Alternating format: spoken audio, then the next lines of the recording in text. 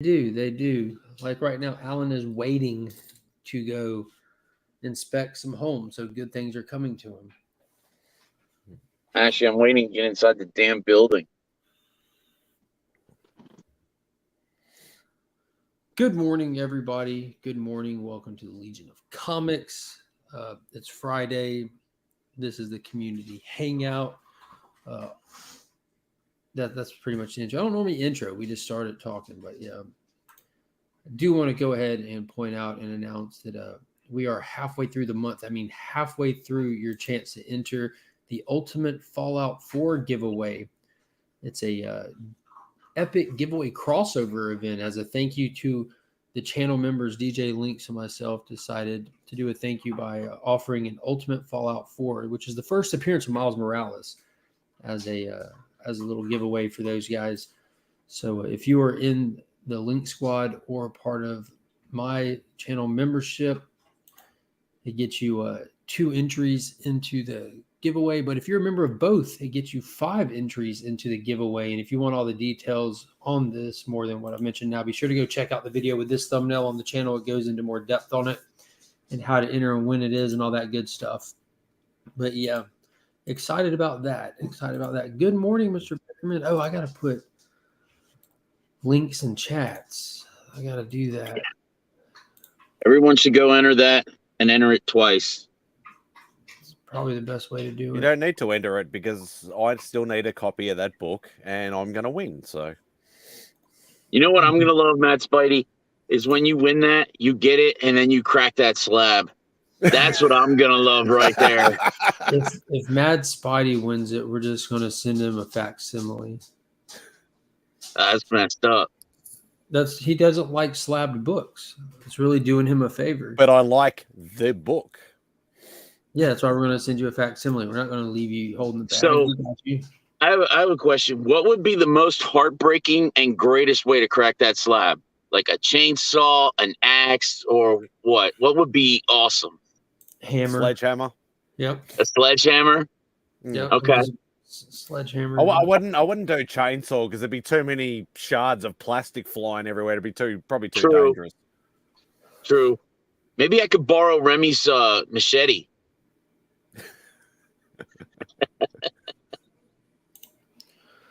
Boom, bang, sharing this. So for those that don't know, just spent the last, at least the last better part of 45 minutes or so hanging out with Simon over on his channel. He went live to show off some stuff that he had. And for those that watch either of our content know that both of us enjoy movies. So we sat there and we talked movies for a while. And most people love movies. Most people do. All the good ones. Yeah. Well, we were actually talking about that too, like the whole concept of enjoying bad movies. Just because a movie isn't necessarily top quality, Oscar worthy, this or that, it doesn't mean it's not enjoyable for an individual. You know what I mean? Correct. And just because you enjoyed a movie, Morbius being a great example, just because you enjoyed Morbius, that doesn't mean it was a good movie. You're more than welcome to enjoy poor quality movies. Sci-Fi Channel here in the States is big on making like rip-off flicks. When Battle LA came out, Battle Los Angeles came out, they made Battle for Los Angeles, straight to TV, same concept, TV actors. I'm afraid to watch Morbius. You're not Morbin? No, I'm afraid to watch it. I enjoyed it, but I'm not a good thing because I like a lot of. I wouldn't say I like a lot of good bad movies or whatever you want to call it. I just enjoyed it for what it was. Yeah. Whether it's because I'm a Spidey guy and I was excited, or whether I just enjoyed the movie for what it was. Yes, there were some things that I could easily say, like some of the story could have been done a little bit differently, like as in like the way it was, like the timeline, I suppose you could say. Like they should have changed some of the scenes around. But besides that, I still enjoyed it for what it was. I just love the character so much. I really do not want to watch a bad movie, and that's That's the thing. I'm so scared of watching it and thinking, man, that was trash, and then regretting my life decision. To Mr. Beckerman's point here, Tyler had to work the past two Fridays in a row, and this weekend they're heading out of town here shortly to go out of town for Father's Day weekend, which reminded me when he told me that this weekend is Father's Day, and there's nothing more to say about that. I'm just saying it out loud just in hopes that my wife over there hears me. It's Father's Day this weekend. You ain't her father. No, but ask her about that goes when it's Mother's Day. Though she's not my mom. Okay, well there you go. And kids sure as shit can't shop for themselves, and I tried that. Yeah, they can. You take them to the store, tell them to pick out something for daddy, or pick out something for mommy. Neither one of those, even though they do work, them kids do work, but neither one of them got a job, so they have no disposable income. No, I already have your present. No, you got to pay for it. On the way. You have my present on the way.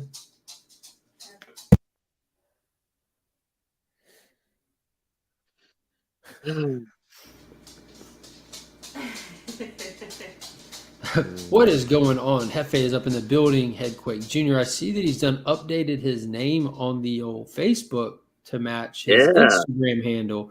A lot of people are updating their names these days. Alan, can you speak more to that? Yeah, I changed. Yeah, Mr. Viking.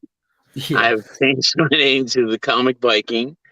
And I have added a co-host. It does require that you freely sharing an Ancestry.com write up about yourself for those who are curious. So we would like to see this Viking heritage. Yeah, no. I'll get right on top of that, Rose. You're not getting that. But you can believe me or you're not gonna believe me. That's up to you. Exactly, Becker. Yeah. Oh, there we go.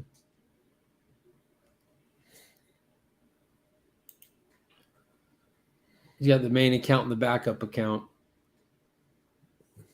So what is a straight up bad movie that you find yourself enjoying? You have one, Alan, that you know that it's like across the board, you know it's not a good movie. It's never going to win any awards unless potentially it was up for a Razzie award, but you still just... But that's the other thing. Everybody's definition of a good movie or a bad movie can be different depending on which way it's viewed. We're not talking quality here. Like my wife just said, Hallmark movies. You know, they're bad movies, but they're not trying to be more than what they are, and they're just trying. No, they're not. They're trying to hit housewives in their Christian fields, and they do that. All it takes is Katherine Heigl. Love's everlasting memory. It'd probably be one of an 80s movie. Which one? The original Punisher. Oh, dude, that's a good one. Yeah, with Dolph Lundgren. Yeah, there's one. Just watched one recently, and everybody was like, "That's such Biker Boys." Movie. That's one. Oh, Biker Boys. Yeah, I like that. Oh, there we go. Yeah, that's a good one. Torque. Yes. Yeah, that was the competition. That's so bad, but God, I love it. Yeah, that was a competition for Biker Boys. That scene at the end was so dope when they got on that concept Harley and just throttled down the special effects in the time. I mean, when you watch it back in the day, it was really cool. When you watch it now, it looks very almost. I don't mean cartoonish. I mean like just the CG effects were not as no, they weren't as crisp and yeah. But yeah, that was a fun movie. Both of them were. I enjoyed both of them. Torque was crazy. Did you see either of those, Spidey? I've never seen that. I've never seen Biker Boys. So Fast and the Furious came out, and these are the motorcycle counterparts to Fast and the Furious. Okay. So Biker Boys came out, and Torque came out around the same time, kind of competing with each other. And I got it. Biker Boys probably won that one. Here we go. We're gonna go Dolph Lundgren. Dark Angel. Oh yes. I come in peace. Sure you do.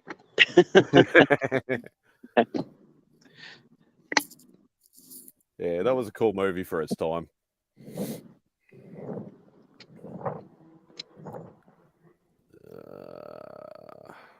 Oopsie.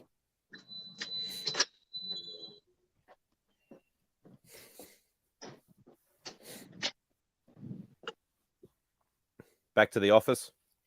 Yeah, I'm going in. Boo, boo this man. Back to the office. Boo. Chris, what is up, man? What's up, man? Hylox, how are you this morning? Wow, that was fast. Holy crap. What? Pretty good. What's up? What's up, guys? Cat-like reflexes. Really quick. Chris, did you watch the most recent episode of Kenobi?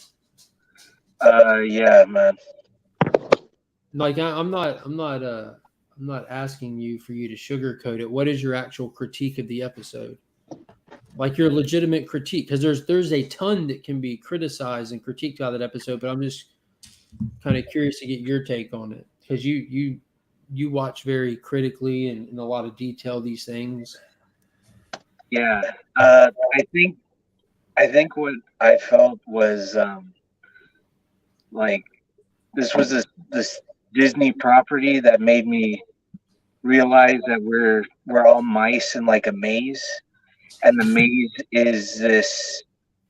Some people love the maze. They're like, "Oh, we're in the maze again. Oh, this is great. Oh, there's going to be cheese somewhere," and the cheese is these little moments, and they sprinkle them in this episode, and you're just like, "Wow, okay, so you have some good cinematic shots, some like really high production, like when the Star Destroyer is Coming down to the planet.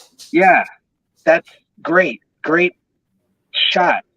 And then they cut to them landing, and like 12 different cuts of the stormtroopers getting out, and it's made to be intimidating, but it's goofy. Yeah, And so you get that, like you said, that epic shot of it coming down, but when they come out, it now looks cheesy. Like the background looks low produced and they're staggered odd. You feel like you're on a set. You know that you're on a set at this point. You go from this feeling of this expansive universe to the claustrophobia of a set instantly. Yeah. Right, exactly. And so it's just, and Reva going up and shouting at the guy to shoot the big gun, and then to tell him to do it again. In my head, I was like, "Oh yeah, lady, you think I was just gonna shoot it once and that was it?" I just brought this to show my friends. Can I please not fire it? Like that. What's the goal here?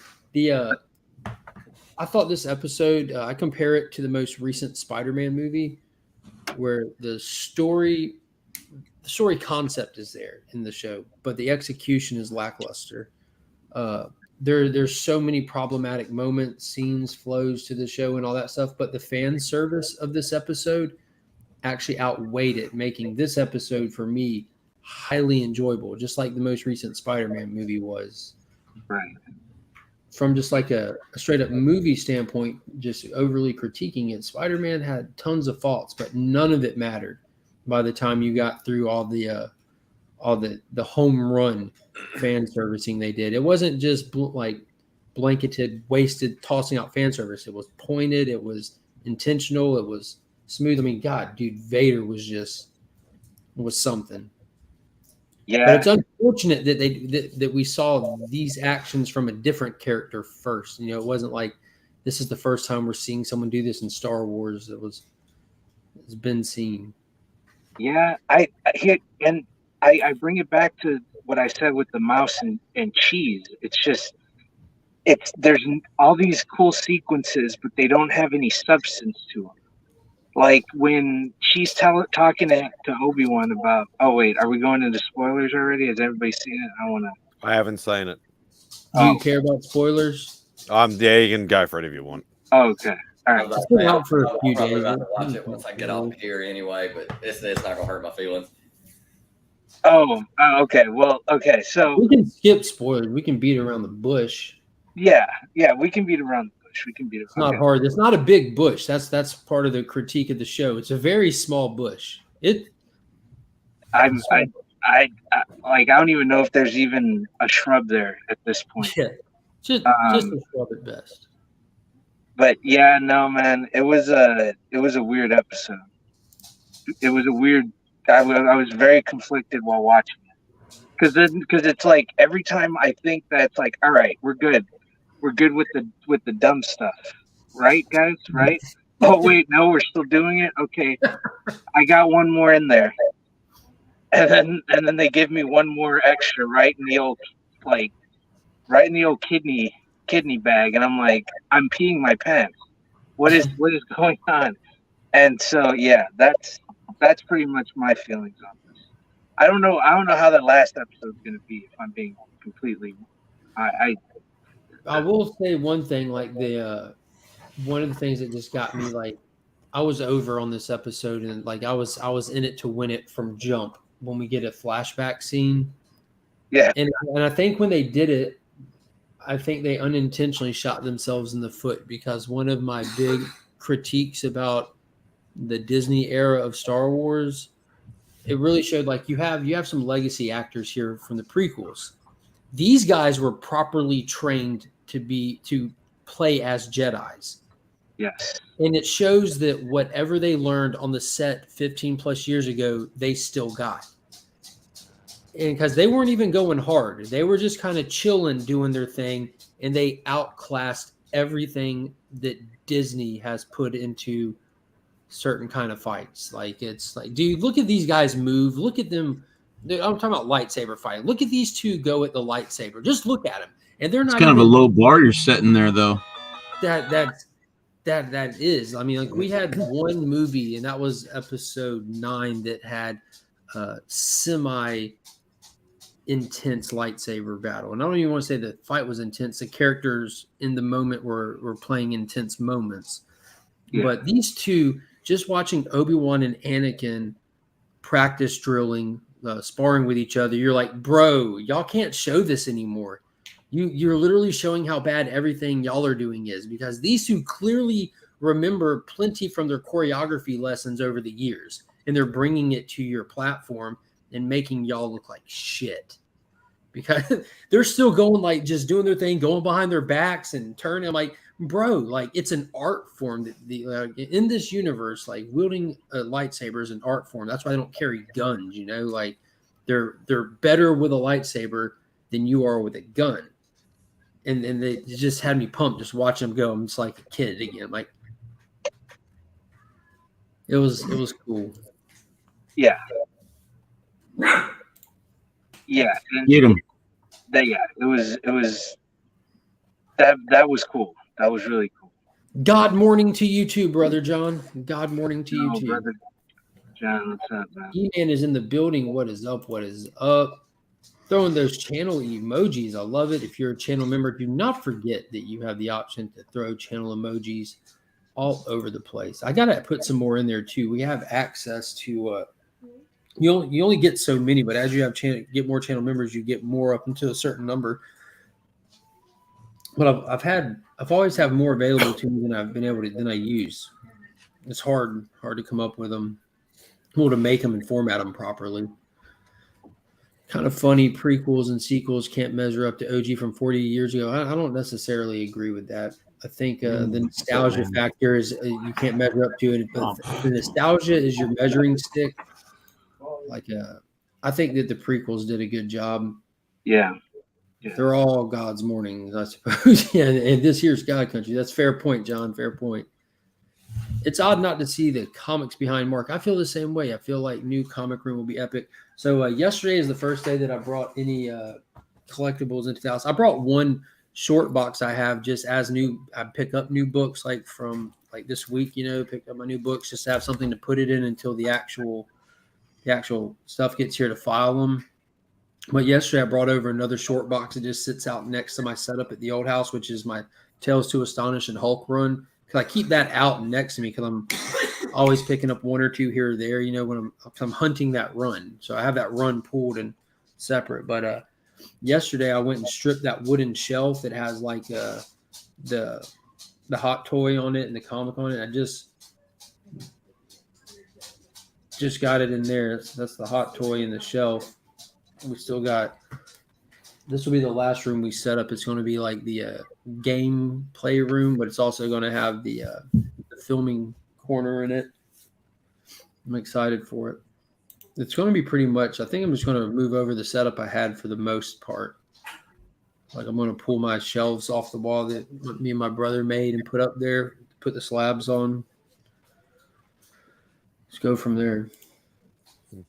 Ooh, ink pens. Thank you. Yeah. Thank you. So what do y'all got going on today? Work. Kylox, you getting the side of your haircut or anything? I think I'm gonna wait till next week. I'm gonna get it trimmed up before I go. You gotta get that thing tight. You gotta get that thing tight. Yeah, I gotta get it tightened up. I'm gonna be on the hunt tonight with Nick the Comic Nerd. We're defending our tag team championship belts. Who is your character that you bring to the show? Ravishing Tylox the Mighty. So I'm doing Ravishing Rick Rude. Well, you got the mustache. He gave me a list of wrestlers that people haven't picked yet, and one of them was Kurt Hennig, and I was like, oh, that's a good one. And then I seen Ravishing Rick Rude, and I was like, we already have the same hair. I have the mustache. It's perfect. I can't. As long as you're not going up against Sting, you're good to go. Yeah. So Has anyone shown up to that show with face paint on? Nick does the demon. Nick Balor is his name, so he's doing the Finn Balor demon face paint, and he did it last time. It was really funny because when he showed up, like we're like, you ready? Because it was about to start, like the show was about to start or whatever, and he was like, yeah. He was like, I got home late. I practiced this the other day, and it took us 30 minutes to do it. I get home and I have 15 minutes to get it done before the show starts. So he had to hurry up and do it, and it still looked incredible. Like I was like, dude, it looks great. You're gonna kill it. I saw the start of the episode where Dustin did his version of MJF's little shoot. Yeah, it made waves. It really caught people's attention. I finally caught up on Obi-Wan. It was good. There was a couple things that kind of took me out of it, but as far as like just watching a show to watch a show, I don't know much about Reva, so I don't know if they screwed any of that stuff up because I don't know a whole lot about that character as far as like the way she acts or anything like that. But the only two things that kind of took me out of it was, yeah, I know that he's like, what's the deal supposed to be where he's not used his powers in a while, so like tapping back into the force is kind of slow going. But dude, I had I guess my dad was kind of athletic, but I had two parents that were not that athletic, and they could have chased Leia down in like 3 seconds and tackled that child. Like, I mean, it would have been like she would have gotten 2 steps, and they would have just been on her. Been like, where do you think you're going? You know, holding her up while her legs are still trying. You know, watching Vader. You're a Jedi, you don't need mind powers to catch that child. Watching Vader do his thing was insane. Yeah. Like watching that fight, like he is literally untouchable. Yeah. And then the only other thing was the same thing that you had a problem with, the whole Little Rascals moment where I'm just like, nobody sees this. Nobody sees this. Whole surrounded by tons of storm. Nobody sees this. Really? Well, if they're that stupid, then why am I going to be afraid of them? Like, you completely took, like, if that's the Empire, then I'm totally like not going to be afraid of it, because if they couldn't notice that, then something's wrong. Like, and that was the only two things. But other than that, I thought it was all right. I haven't seen the new one yet, but I'll go watch it probably here in a little bit before I lay down. Well, the new one is it's an emotional roller coaster. Yeah. And I don't mean like with your emotions. I just mean with your opinion of the film, of the show. Like, oh, this is tight. Oh, wait a minute. Oh, this is tight. But overall, man, I came out of it like, if they would have given me this kind of feels in the first episode, then just built and then did it again in the last episode, that would have been a great little format for this, I think. Yeah. So it ain't bad as far as like, if you're just watching something for entertainment, you're just watching it, then you're not going to be disappointed. But yeah, I think that Star Wars is a property you can't do that with, though, because it has such a long-standing, deep fan. Like, It's not a history. It's not a surface level property. You have to go hard or go home with Star Wars. Yeah, and people and like these actors are going to have to understand, and directors and everybody working on this show, that that's what Star Wars is. So when people are critical of it, that's what you're going to get. You have to be on your toes, because if you're not, people are going to call you out on it, and they're going to be upset about it. It would be the same thing as if somebody did the same thing with any kind of other property like that has tons of history behind it and stuff like that, and then they're just you mentioned the Star Wars, the Spider-Man movie. I loved it. I thought it was great, but I did come out of it going, all right, so are we in the 616, or are we in some kind of other universe? Or like, I'm so confused, because there's all these different Spider-Men. So obviously we're not in the 616. Is that what they're hinting at? Well, if that's the case, I don't know what they're saving up Miles for. They could have totally brought him into this, like towards the end, like at the very end of it, and blown everybody's minds and stuff like that. So, but it was good. It wasn't bad. Like I really loved it. I thought it was great.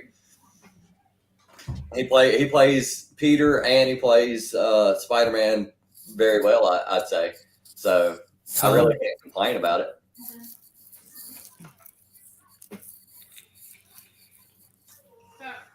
Right here. I gotta clean up all the fingernails.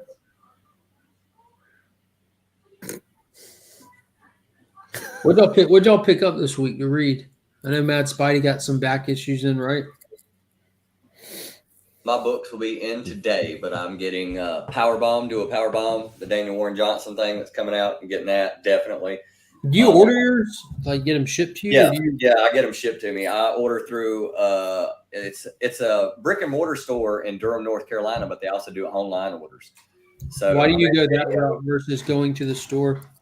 Yeah, because the closest store to me is like an hour away, and I'm not trying to wear my car down like that. Maybe if I get a newer vehicle here in the next month or so, I might be able to swap out. But once I started using their website, I can literally just pick and choose covers. I can bid on incentive covers, and the bids aren't like, too utterly crazy. As long as it's like a 1 in 10 or a 1 in 5 or something like that, like the starting bid's like cover price. So this is a 1 in 10 I got for $5 cover price. I got the 1 penny over cover price. It's $4.99 cover price. The tag price was $5. Yeah, that's what I did too. I put like $1 over to make sure I'd get that one, because I got the 1 in 10 virgin on that one too. And then it's a good shop. Their website's just so good, man. Yeah, that's so dope. Oh man, it's coming in today. And I got what was the other cover? The C cover or whatever? It's the one with Betty Page on it. Yeah. I'm a huge Betty Page fan. So the way they do it is if you get an incentive cover, you have to buy one of the regular issues, which I'm like, that's fair, because they're having to order at least 5, at least 10, at least 25 of these things to even get that cover in. So making you have to buy one of the regular covers, that's fair. Yeah, I buy one of the regular. I'm an A cover guy. So I read this one. I was thinking about when it's over with, just because it's only a 4-issue series, Mm-hmm. I was thinking about just taking the A covers and putting them into the Legion loot for the channel member giveaway or something. There you go. But yeah, so the website's so set up so well as to how you can pick and choose what you want and add stuff to your pull and figure out how you can do shipping numerous different ways. You can ship them once a week, once every 2 weeks, once a month. That I'm just like, you know what? I might just keep using this for a while. As a matter of fact, Brian, who just came into the chat, said that he's going to start doing the same thing. He's going to buy back issues at his local place and buy supplies there, but he's going to start ordering using Atomic Empire. So, and he asked me, how fast is their shipping? Wednesday, they told me my order was labeled and shipped, and it's here. It'll be here today. So for the most part, for example, my LCS got next week's DC books in yesterday. So if you got somebody who's only pulling, that's Lunar. Lunar's fantastic with getting their stuff out to shops. Yeah. And, if you have someone that's only pulling DC, you can have them packaged up, labeled, and you can theoretically ship out on Monday because it's not open on Sunday, and get them their books there on Wednesday at the latest. Yeah. And I know that some people have geeking out with Roscoe. He said that his local shop doesn't get a whole lot of the indies and stuff in, like the Scout and stuff like that, smaller indies in. So I was like, dude, look up Atomic Empire. You can get your regular pool stuff that your shop will have at your shop, and then any indie stuff you want, you can get it just shipped to you from them. So they got a bunch of different options, and their discounts are really good. I think their discount, my discount's like a 25% discount. Kind of like MCU or DC. Are they talking comics or the TV show movie properties? I don't know. Go with comics first. Are you more Marvel or DC for comic reading? I pull more Marvel, but here lately it seems like all my DC books are hitting solid, and all my Marvel books are kind of eh. But I definitely pull more Marvel. As far as cinematic, I'm always more geared towards Marvel, even though there's been stuff that they've hit or missed on and stuff like that. DC stuff isn't bad. I just don't. It just seems like they have a whole lot of problem with like keeping their actors from losing their minds. I don't know what happened with that Flash dude, but oh my god, like. Is that the same guy from the show, the CW show? Is that the same guy? It's not. Why don't they just get him to do it? Because he's a CW television actor. Yeah, why didn't they just get him to play Flash in the DC movies? It's not because like he's a CW television actor. Yeah, you can't take that teen TV show drama BS and put it next to Gal Gadot and Henry Cavill and Ben Affleck, or it'll look dumb as hell. Well, yeah, but at Chris is even smiling. He's like, "Yeah, no, you can't." Yeah. But couldn't he just, act different? Like, couldn't he just act different than he would on the kiddie show? Like, I figured it might be a thing where, like, if you work for CW, you can't work for DC. And I was like, that doesn't make any sense. Well, it does. It doesn't. That not like the whole because you work for CW, you can't work for DC. But if you have an image, a style, like a direction that you take the character in, and the way that you perform him, if it's there's a difference between silver screen and television screen. That's true.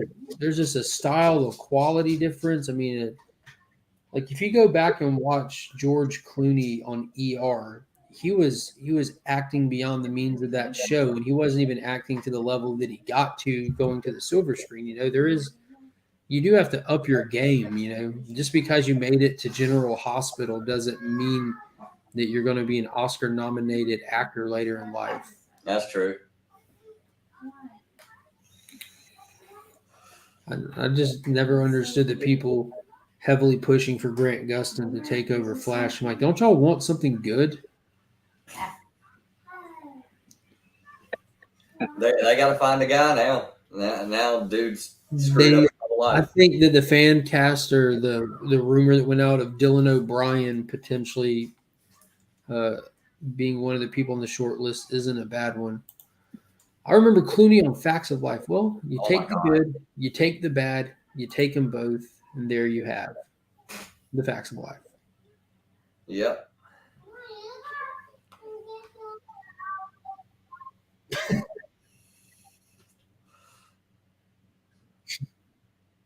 You putting them in Space Fun?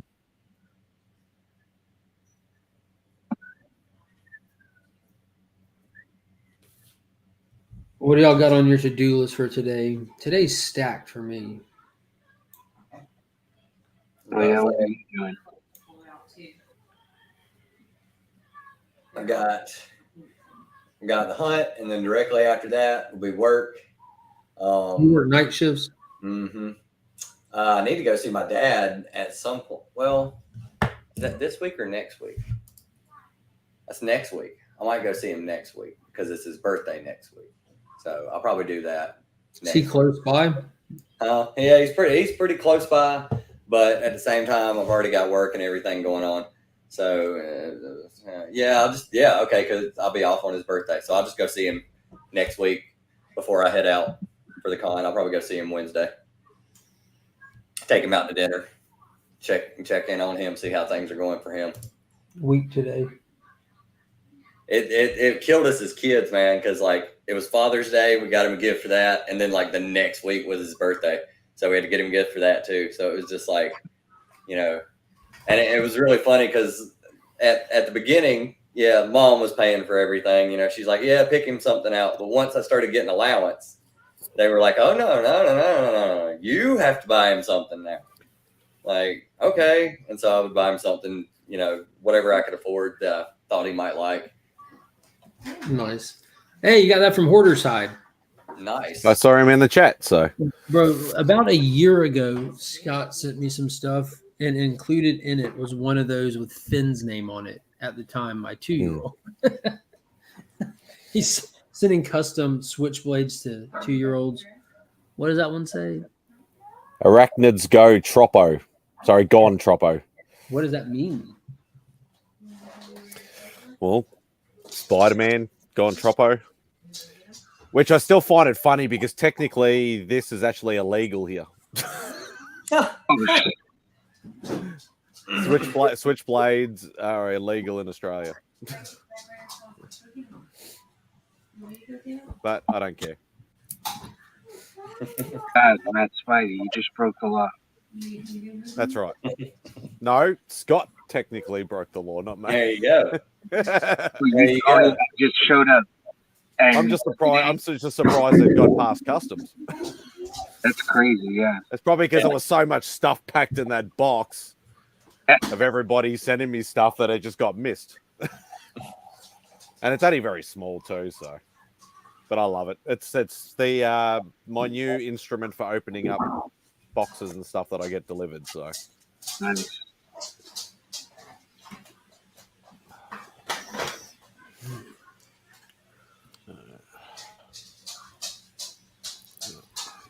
Do y'all like this new dynamic? Like the sun comes up right over the back of the new house. Oh, yeah, I was gonna say. So you're gonna start wearing sunglasses to streams? No. But the past couple mornings, I just sit out on the back patio. Technically, it was Rob. I had to look up Aussie slang for that one. Nice. Have any of y'all watched the new Miss Marvel show at all? I haven't got to it yet. I've only seen episode 1. Yeah, I saw it. I enjoyed it. For me, it's probably one of the. I think it's probably like one of the best produced shows that they've done yet. Out of all their shows, it's definitely quirky and goofy and not really my jam, that style and everything. And this second episode went even more quirky and goofy.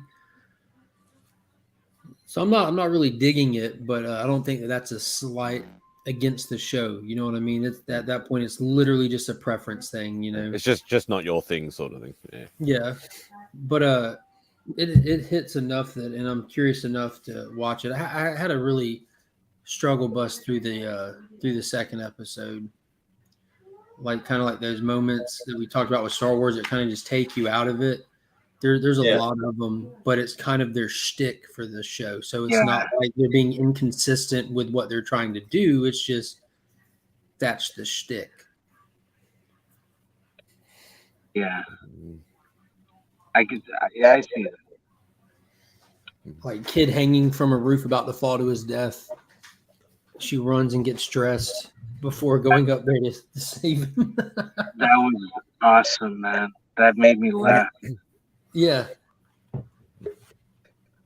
I mean, you gotta look the part. I mean, you can't, She's been dubbed by the public Nightlight, which I think that's actually pretty funny because her little cosplay costume, which she's still in, she doesn't have like her own costume. It's got the light up hair fin, like Captain Marvel. People calling her Nightlight. So are we supposed to be saying Brie Larson at any point, or we don't know? Who? Captain Marvel. Brie Larson. Oh, Brie Larson? No, I don't have a clue, man, to be honest with you.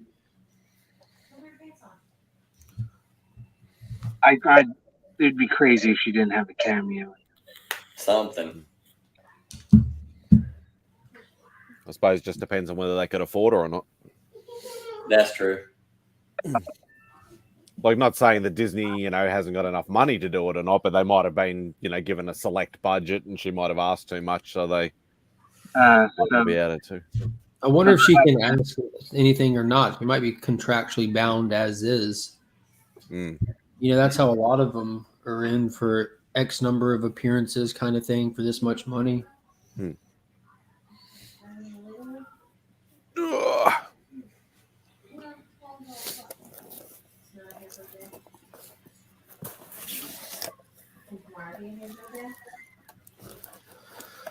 Oh, her YouTube channel is crazy.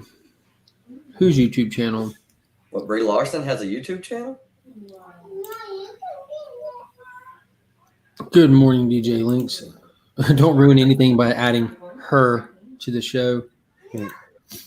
Remy's probably the biggest Brie Larson fan that I know. Oh yeah, she's a peach. Yeah. She's so awesome that none of her co-actors like her. Yeah. Besides the Captain Marvel stuff, what she's done, like I know her. Besides that, from Kong, she played in that with Nick Fury and Loki, Tom Hiddleston and Sam Jackson, and I thought she did fine in that. I don't really care for her Captain Marvel character. I feel like it's just overly cocky and doesn't mesh well with what's around her.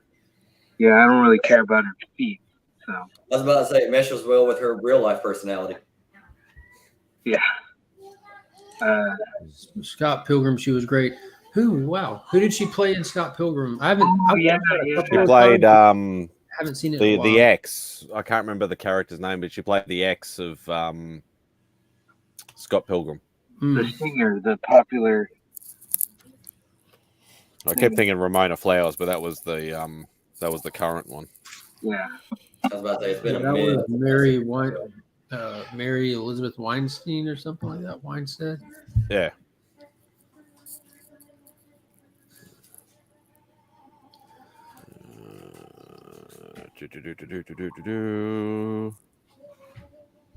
That's pretty.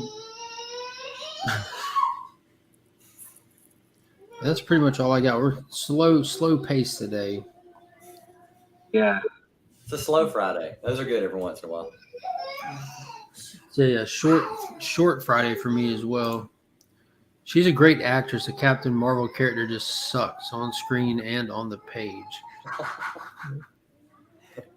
And what is it that people kind of like take issue with her? Is it like when she like her late night at talk show appearances kind of thing or interviews? She's kind of just like is she a snooty person or something? Yeah, she's very vapid. And yeah, and it seems like most other actors when they get these roles actually like research the character, and it seems like she's just in her own little thing, like where she's Envy Adams about the character. I can just act it, and I'm just like, no, you might want to read some shit.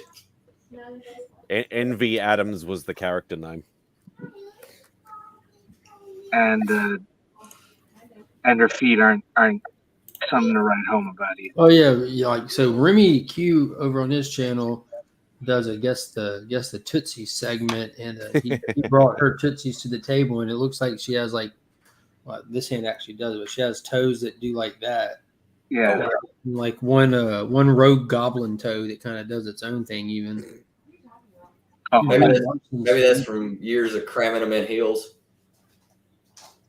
Maybe. Oh man, I got a very bad joke. I'm not gonna say it. It's too early in the morning for that type of humor. Oh god. Tootsie segment. Of course he does. It must be Tyler's favorite segment. What's anything that? to do with Tootsies, it's Tyler's favorite segment. Yeah. Which I can't say anything. My toes look like train wrecks too. Oh, I thought you were going to say you have a foot fetish. No, not really, weirdly enough. I do like the fact that you point out that it's weird that you don't have a foot fetish. Yeah. We were all thinking the same thing. When we saw you, we were sure you had a foot fetish. You have a mullet, man.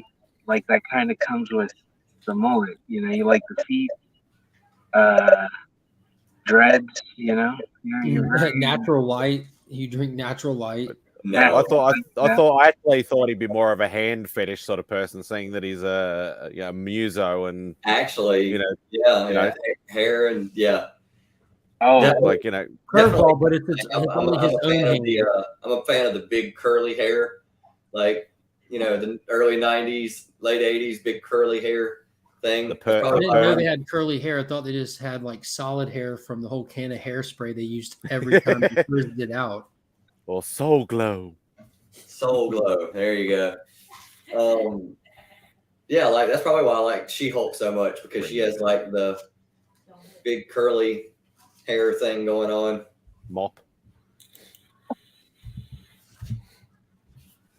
That volume 2 of She-Hulk I see has picked up a little bit of steam over the past couple months.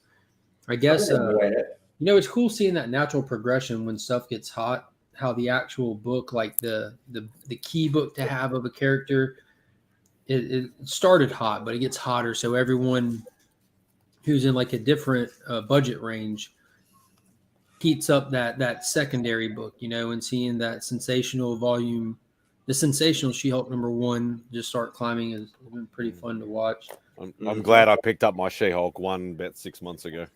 Yeah, I got one from a local shop called Dead Media. I think for like I'm talking Savage She-Hulk, like her first appearance for like $60. I got it great. I think it's like I can't remember what it is. It's like a 9.2 or a 9.4 newsstand, but it's a good copy, and it's the I wish I had paid $60. It's the only She-Hulk book that I care to own. I like the character, like it's Hulk related. I definitely like the character, but I'm happy with just that one for the Hulk PC. Luckily, most of the other characters that are really important to the Hulk actually appeared first in his own book. Mm-hmm. I just got into it, and I know enough to just to wait and see if it goes back down, like before I start trying to get any of that. I'm really wanting to get the first appearance of Sentry, that Jay Lee cover. That's the all black cover with him on it, and it's like foiled out, because Sentry is a very, very important auxiliary character to the Hulk. Like the Hulk is important to Sentry more than Sentry is important to the Hulk, but I really like the character. And but because that book's so modern, it almost feels weird to get it in anything less than a 9.8. But it's gone up tremendously in the past 2 years since that 2020 spike, and it's an all black cover of a character people did not take serious when he came out.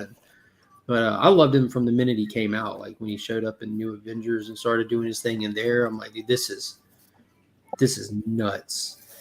I found it in a dollar bin like about 7 or 8 years ago, and it had a few spine ticks on it, and I was just like, I could probably find a better one for around about the same price. And now, now that dollar bin spine tick one's probably raw, like a come on man price. And now I wish I would have not put it back, because now it's like $100 book for a good copy. Yeah, and see, in all sincerity, I've gotten to this point where, like, because like me, I don't collect and grade the flip. Oh, I like that. What is that? A print or goes in a frame? Yeah, canvas. Yeah, that's really cool. Let me see it. But it's a flamingo in a bathtub. Nice. For our bathroom. I'd buy it.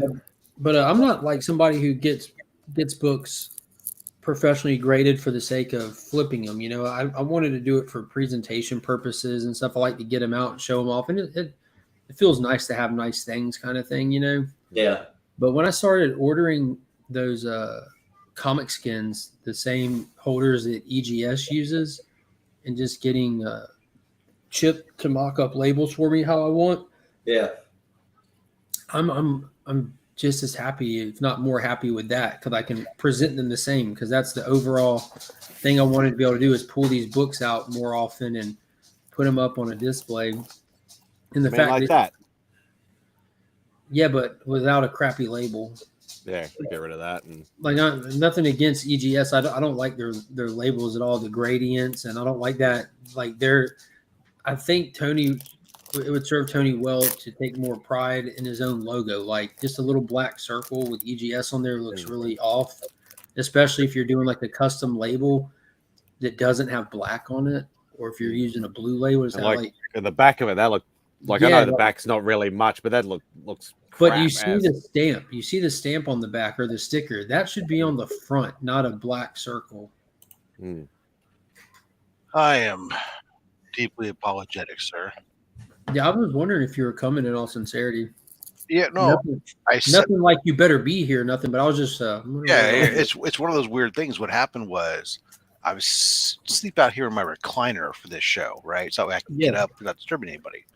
Well, I don't know if you know this because you're pretty young, but when you're 50 and you own a lazy boy, lazy boys tend to devour 50-year-old plus men. And so 4 o'clock in the morning, my time, my alarm went off. I turned off my alarm. I turned on the lights in my living room. And then it was 5:10. That's how it goes sometimes.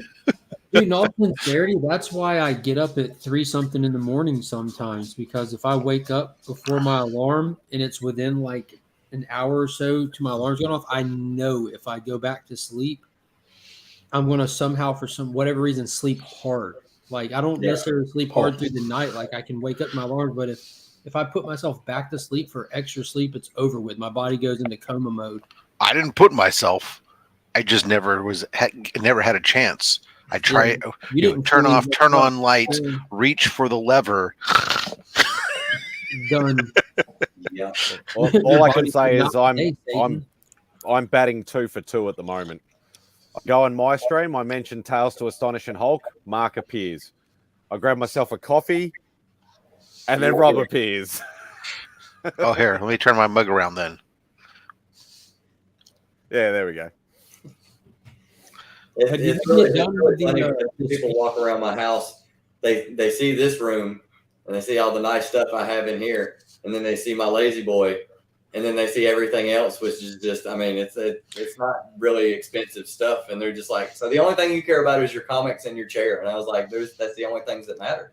That's the only thing that goes on camera, right? You got to have a good reclining chair, and you got to have good comic books and records. That's all you need. As long as you have a quality milk crate to put the TV on, you're good. Yeah. Oh, dude, my TV stand in the living room is it's like 70 years old. And IKEA. My little lazy boy is from like the 50s, and it was my great grandfather's that was given to me years ago, and I refused to upgrade my chair. And I couldn't agree with you more. Like a good chair, decent room, you're set. Hey, if it's still comfortable and it still works, it's more than comfortable. It is more than. You can always have it redone, the upholstery. Yeah, well, I don't necessarily want to. It's where this will reach. Yeah, this should reach. Stock mix stuff and mine's leather, and I got incredibly lucky because a buddy of mine's like, I can't sell this thing. Every time somebody says they're coming to pick it up, nobody wants it. Will you come get it? And I was like, yeah, I'll come get it. And then I sat down in it, and I was like, oh yeah. And people messed up. This thing's nice. He was like, it's leather. You're gonna stick to it. I was like, nope. Took a throw blanket, threw it over the back of it. I'm not gonna sit in it naked. Yeah. What are you talking about? It was really bad. It was my first. There you go. Oh, yeah. So it's well set in, like the armrest. You can feel like the cushion in it is down to the wood. It's got like the groove of my grandfather in it before I even got it. But the only thing that's wrong with it, they have the locking mechanism. So when you recline, you lean back and it'll click, click, click. That part's shot.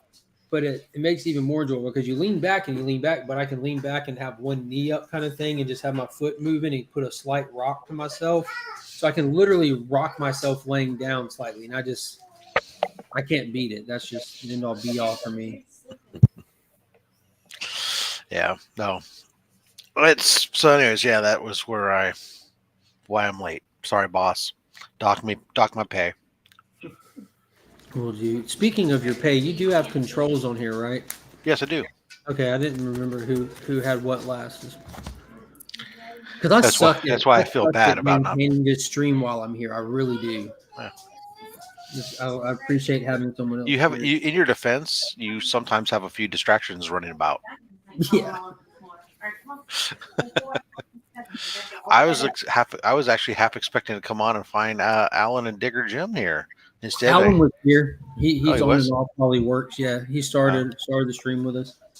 I was about to tell that because he's been showing up a lot of stuff lately. I told him good. He's got to take my job of being on every stream while I'm on vacation. You know. Dude, I can't tell you how bad I hate that. One, I C2E2 wasn't a thing. Two, flying to California to eat barbecue one Saturday is not a thing. And three, your trip is on the same weekend as Heroes Con. Yeah. There's always tomorrow. There's always tomorrow. That's what Spidey tells me. Yeah. If he's here, it's true. I'm on the same day at the moment. Right. It's still Friday there, and it's still Friday here. For how much longer? I got to figure out an hour and a half. Slab book. There you go. Because I tried to put the slab that I got yesterday from Nick up in that case, and it does not fit, and I can't raise either one of those shelves up anymore. Oh, because there's because it doesn't have enough header space. I might just have to drill a new peg hole. That's I like how you have the shelf covering the window. Can't do that. I get claustrophobic in the house and stuff. Like the house I've been at this whole time until now has like 9 foot of window, one solid window. I mean, it's sectioned off, but like the front room had like 9 feet worth of wall was window, and the wife wanted to put up blinds. All 4 years we were there, I'm like, no, I kind of like the light coming in, and now we have the sliding back door. Yeah, there's nothing wrong with having vertical blinds or something. You can close it when you want it closed, and you can open it when you want it open.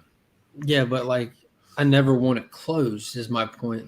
But I'm gonna, and she has this cool little thing you hang up on the window for the light to come in, a light chime or something like that. I don't know what Etsy calls them, but she decided to put that up. Nice thing about having something that you can close like that is when the sun's beating in from over there, close off helps to keep the heat down in the house. And we talked about that too, but as you can see, the sun's rising on us right here, and all the front of the house is blinds and everything. This is the only glass here that doesn't have blinds right now.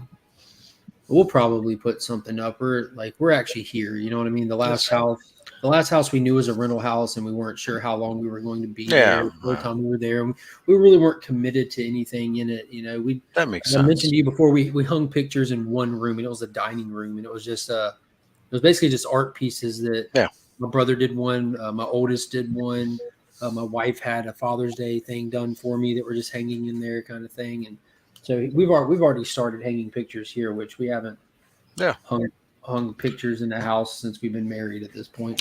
See, that was start to show you you're getting old. I mean, when you know I knew I was getting old when I got a coat tree for the entry. That's how I knew I was old. When you got what? A coat tree. Yeah. A coat tree? Yeah. It's it sits up against the wall, place to hang coats when you come in. Like put your shoes in a rack. Yeah. Even. Yeah. That's how I knew I was old. I didn't know that they were called coat trees. God, now that you even call it that, I don't even know what I've heard them called before. Plus, they have a coat rack. Coat rack. I think that's what we call them down here. I've heard them both. Yeah, you can call it a coat rack if it was just that. Tree. I feel like it's more artistic, and yours probably shaped like that. Well, actually, mine's more. It just sits up against the wall because it's got also a shoe rack built into the bottom of it, and you a little bench so you could sit on the bench if you want, put your shoes in, or put your foot up to tie your shoe if you were tying shoes. Yeah, one big difference though, I guess, down here, but we don't use coats down here. Use Velcro. No, because of the slip-ons, mighty Spidey. We just don't use coats. Yeah, well, I mean, don't get me wrong. When I say coats, I mean we have we have sweatshirts and wind Starter parkas. jackets and windbreakers. Yeah, exactly. You know, and those are going on. You know, when it's like 60 degrees outside because everyone's like, "Oh my God, it's freezing." Because 60 degrees, I'm happy camper. Right. Everything's relative, right? Yeah, my favorite temperature is definitely long sleeve, short sleeve combo. Your pick. You know, pants with t-shirt or shorts with a long sleeve shirt, but you're comfortable either way. No, the great shorts, flip flops, and a hoodie. What are you talking about? I wish we had weather where you can rock a hoodie more. And I see people like wearing like jackets or hoodies, and I'm like, they're clearly not from here, and I don't know how they're not dying. Or maybe a flannel. Oh, I have a flannel that my wife got me 4 pictures. Yeah. And we use them for Christmas photos, and dude, I'll throw it on like in our coldest months, and like in February, I'll wear that as a jacket. It's perfect, you know. Yeah, my son's the opposite. You know, so you understand, everything's relative. So my son, who's been going to school in Utah, in the southern part of Utah, which is basically Arizona. Is it dry? It's dry. It's warm. I mean, right now, it's like, you know, fall, this time of year, it's during the summer when he's not in campus. It's like Austin weather, where it's, you know, I say Austin weather, I mean Austin LeMay weather, not Austin, Texas weather. That's funny because that's exactly what I assumed with Austin. Good. So he's in his bedroom. He stays in his bedroom almost the whole time, door closed. The computer he's got in there, when it turns it on, and he's got the vent sealed up with a big magnet blocking the cold air conditioner. The room inside there feels like 90 degrees when you walk in there. And he's wearing long pants and a flannel shirt over a t-shirt and stuff. And he's sitting there like covered up like this. Are you cold? And he's like, yeah, it's cold in here. And I'm like, oh, this fucking 15 degrees warmer in that room than it is in the rest of the house. It's unbearably hot. And he's like, nope. But everything's relative to what your climate. Remy Q, it is always a pleasure to see you, sir. How you doing, Rob?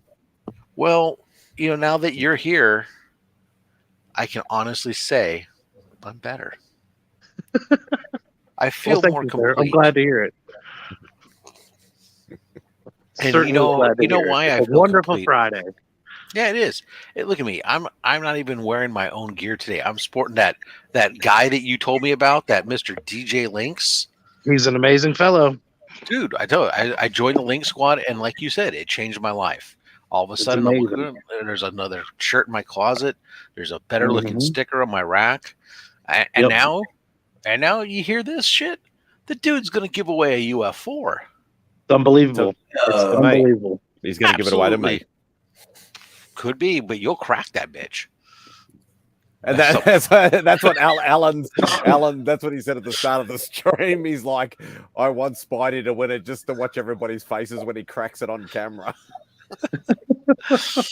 Well, you could win it, because apparently all you have to do is be a member. Well, I mean, he's not just giving away; he's giving away in conjunction, actually, I guess, with Mark here.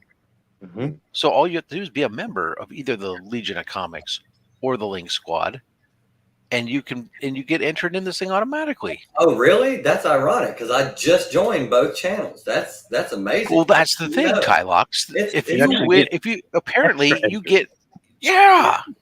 Who knew? It's insane. Yeah, it's incredible. Boom. Mind blown. Incredible. Mind blown. I'm getting there. Yes, sir. Where is it? Yes, I am. You've been talking to my wife again, haven't you, DJ? There we go. Oh, there you go. Oh, look at that. Hold on. I can do this. Bam. Oh, there you go. Link Squad of Join Comics. both. But the Legion of Link Squad Comics. That's what it is. Their powers combined is the Legion Link Squad of Comics. He just asked a very tantalizing question that's on everybody's lips. They were talking about this last night. Oh, the Vince McMahon thing? Yeah. Yeah, he actually posed that question a moment ago. Yeah. Well, no, this is almost not even. I mean, yeah, he is the head of a wrestling organization, but he's apparently a couple different things going on with him. But in addition to like forcing his own daughter out of shit, apparently he's now scandal that he's paid some woman $3 million that used to work Wait, for he him. forced Stephanie out? I thought she left. Oh, that was the story, was that she left to go spend time with her family. But then shortly after that, a whole bunch of stuff started coming out about, that she was being replaced because they weren't happy with the direction of the brand and all this other stuff. And then she just recently resigned the position entirely. So the daddy, who's getting old and you would think would be looking to pass on his legacy, has now pushed both his kids out of the business. And apparently is on the outs with the heir apparent, his son-in-law, although his son-in-law is back, so for now. Yeah. Well, I mean, where could Triple H go? Because the first thing he did when AEW started opening up was start talking smack about him. So I don't think Tony Khan's going to be beating his door down anytime soon. People talk smack about him all the time, but that's true. Oh, Steph was now I guess she's back. She was just named interim CEO and chairwoman of the board. Vince stepped down. Interesting. Oh. Huh. Look who's back. This back is again. Great. I think this. Okay, I think this is a work. I think it's a work. I don't believe it. I don't know. If there's works, you usually don't do it with your board of directors and the SEC filings, and I mean, because this is stuff that came out like via the board of that, or they found during some forensic accounting or something. I haven't read in detail the articles, so I apologize. Maybe we'll be lucky and Mr. DJ Links is on top of this. Maybe he'll come on and. I can see Vince now in front of the board of directors going, all right, hear me out. This is going to sound crazy. Well, at the same time, he's also being so he's got a scandal going on because apparently, as this one came out, apparently now there's rumors and stuff of other women that have been paid out and stuff to be quiet, but also, and there's no appetite for that in the world. But then simultaneously, the former head person of the XFL that he was trying to relaunch 2 years ago, right before the pandemic. Yeah. And then he fired him. He was owed like $10 million or something. And the guy is suing for the money, and because it was payable even if the company went bankrupt, supposedly. Yeah. And they're saying that, oh no, we didn't fire you because we went bankrupt. Right before we announced we went bankrupt, we fired you because you hired this one wide receiver who had smoked weed in the past, and you were told not to only hire players of character.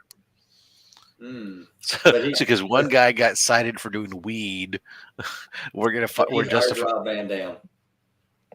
Okay. Well, apparently Vince didn't look up. And now rocks the RK Bro shit with freaking. Yeah. Oh, this is getting this might not be a work. If it is, it's way better than the Montreal screw job. So yeah, we'll see. Well, yeah, we'll see. We'll see how this plays out. I don't see why Vince. People would be shocked that Vince would. Let's see. How can I say this? Employ those services. I don't see how they would be shocked. I mean, if anybody knows Vince outside of wrestling.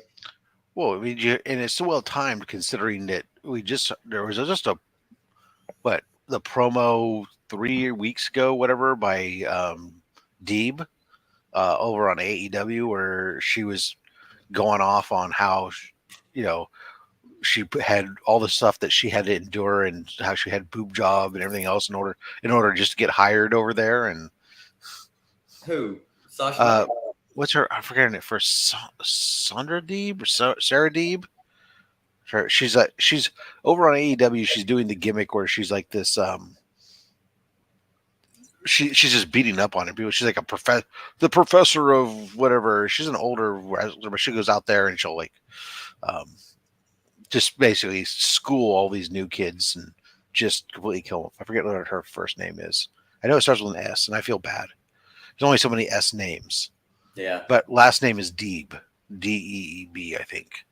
And she did this whole thing. She was challenging Thunder Rosa, and then she ended up confronting Dustin or Dusty. Yeah, Dustin. Yeah, Dusty's dead. Can't confront Dusty. Confront Dustin, and like basically you talk to him about how he knows all the shit that she went through, and how it would go through this tirade about having, she had a boob job and all this other stuff just to be able to get a job over at WWE and blah blah blah blah. And Serena. Here's Serena Deeb. Thank you, Serena Deeb. Mr. DJ Lynx. Ooh, and he's rocking the White Shadow. Oh, no, He got a nice pocket logo one. I got one where it's like dead center. Oh, what's her name? Oh, what was her I'm name? jealous. And oh God, what was her name? I loved her character. She did the thing with Santino Marella. Was that her? Yeah. I loved her character. I can't remember what her character's name was, but I thought that was adorable. Yeah, but I mean, you look at that whole era of the, how exploited those women were. Oh yeah, even today, I feel bad. What's funny is I go through these things. I see some of them come out in some of these outfits, and I go, "Really? That's what we're gonna wrestle in?" I mean, that's really kind of bad. But then again, I go, well, wait a second. Like the Miz is wrestling in his fucking underwear, and the guys aren't exactly covered up for the most. Every once in a while there's a character who's covered up in like street clothes and stuff and wrestling, like Eddie Kingston or something stupid. But for the most part, Bryan Danielson's out there wrestling in fucking pair of bikini briefs, basically. Yeah. So, and I always had that thought too of why would you wear that to wrestle in? And I'm sitting there thinking, but if I looked like that, would I would probably be like, I want to show as much skin as possible, baby. Like, yeah, I think I'd be more of the Stone Cold guy wearing the denim shorts with a freaking t-shirt, me personally. But I could see the Miro style shorts maybe. But those guys that wear the skinny banana hammock and wrestle each other in that's just not. That would not be me. That's for sure. Dude, I sent Becker a screenshot a couple weeks ago when Jungle Boy walked out to the ring wearing his belt. He looked stark raving naked. Oh yeah. I think the belt is so big. because his belt covered his banana hammock. So you just have this hairy dude with mutton chops walking out to the ring naked wearing a belt. I'm like, how does he not see this? How can he not see what we are looking at? I got people talking on streams.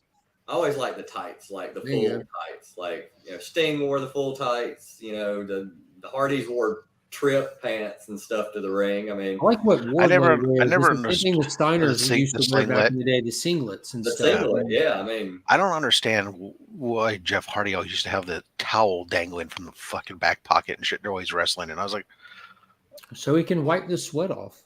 I mean, it's just like something else to get in the way, or like there was some other wrestler I saw the other day who had some female wrestler had like all these chains hanging off of her, and I'm like, oh yeah, that's just gonna get like tangled on somebody when you're trying to do a move. That just doesn't seem like a good idea. We can only hope. My biggest thing right now is everybody wanting to do face paint, but you have people like Ortiz who does it every now and then. I'm like, dude, what are you doing? Like it was like this they're ghost face killers, face paint thing. Like Sting is always going to, I think, be my all-time favorite like wrestler. And like back in the day, even though it would wear off through the match, that was part of what was cool about it. Yeah. But like he never came out and just like showed you his full face. And as a kid, I remember wondering what he looks like, even though it's still minimal and everything. Right. Then he flips over to a full face paint. It was cool. Now you have people just doing it here and there. Yeah. Well, what's funny is you look at his original face paint, right? So he and the Ultimate Warrior were gym buddies, and stuff. And so, and you look at their two, remember they actually tagged together early on in the before they got big, but Called up, yeah.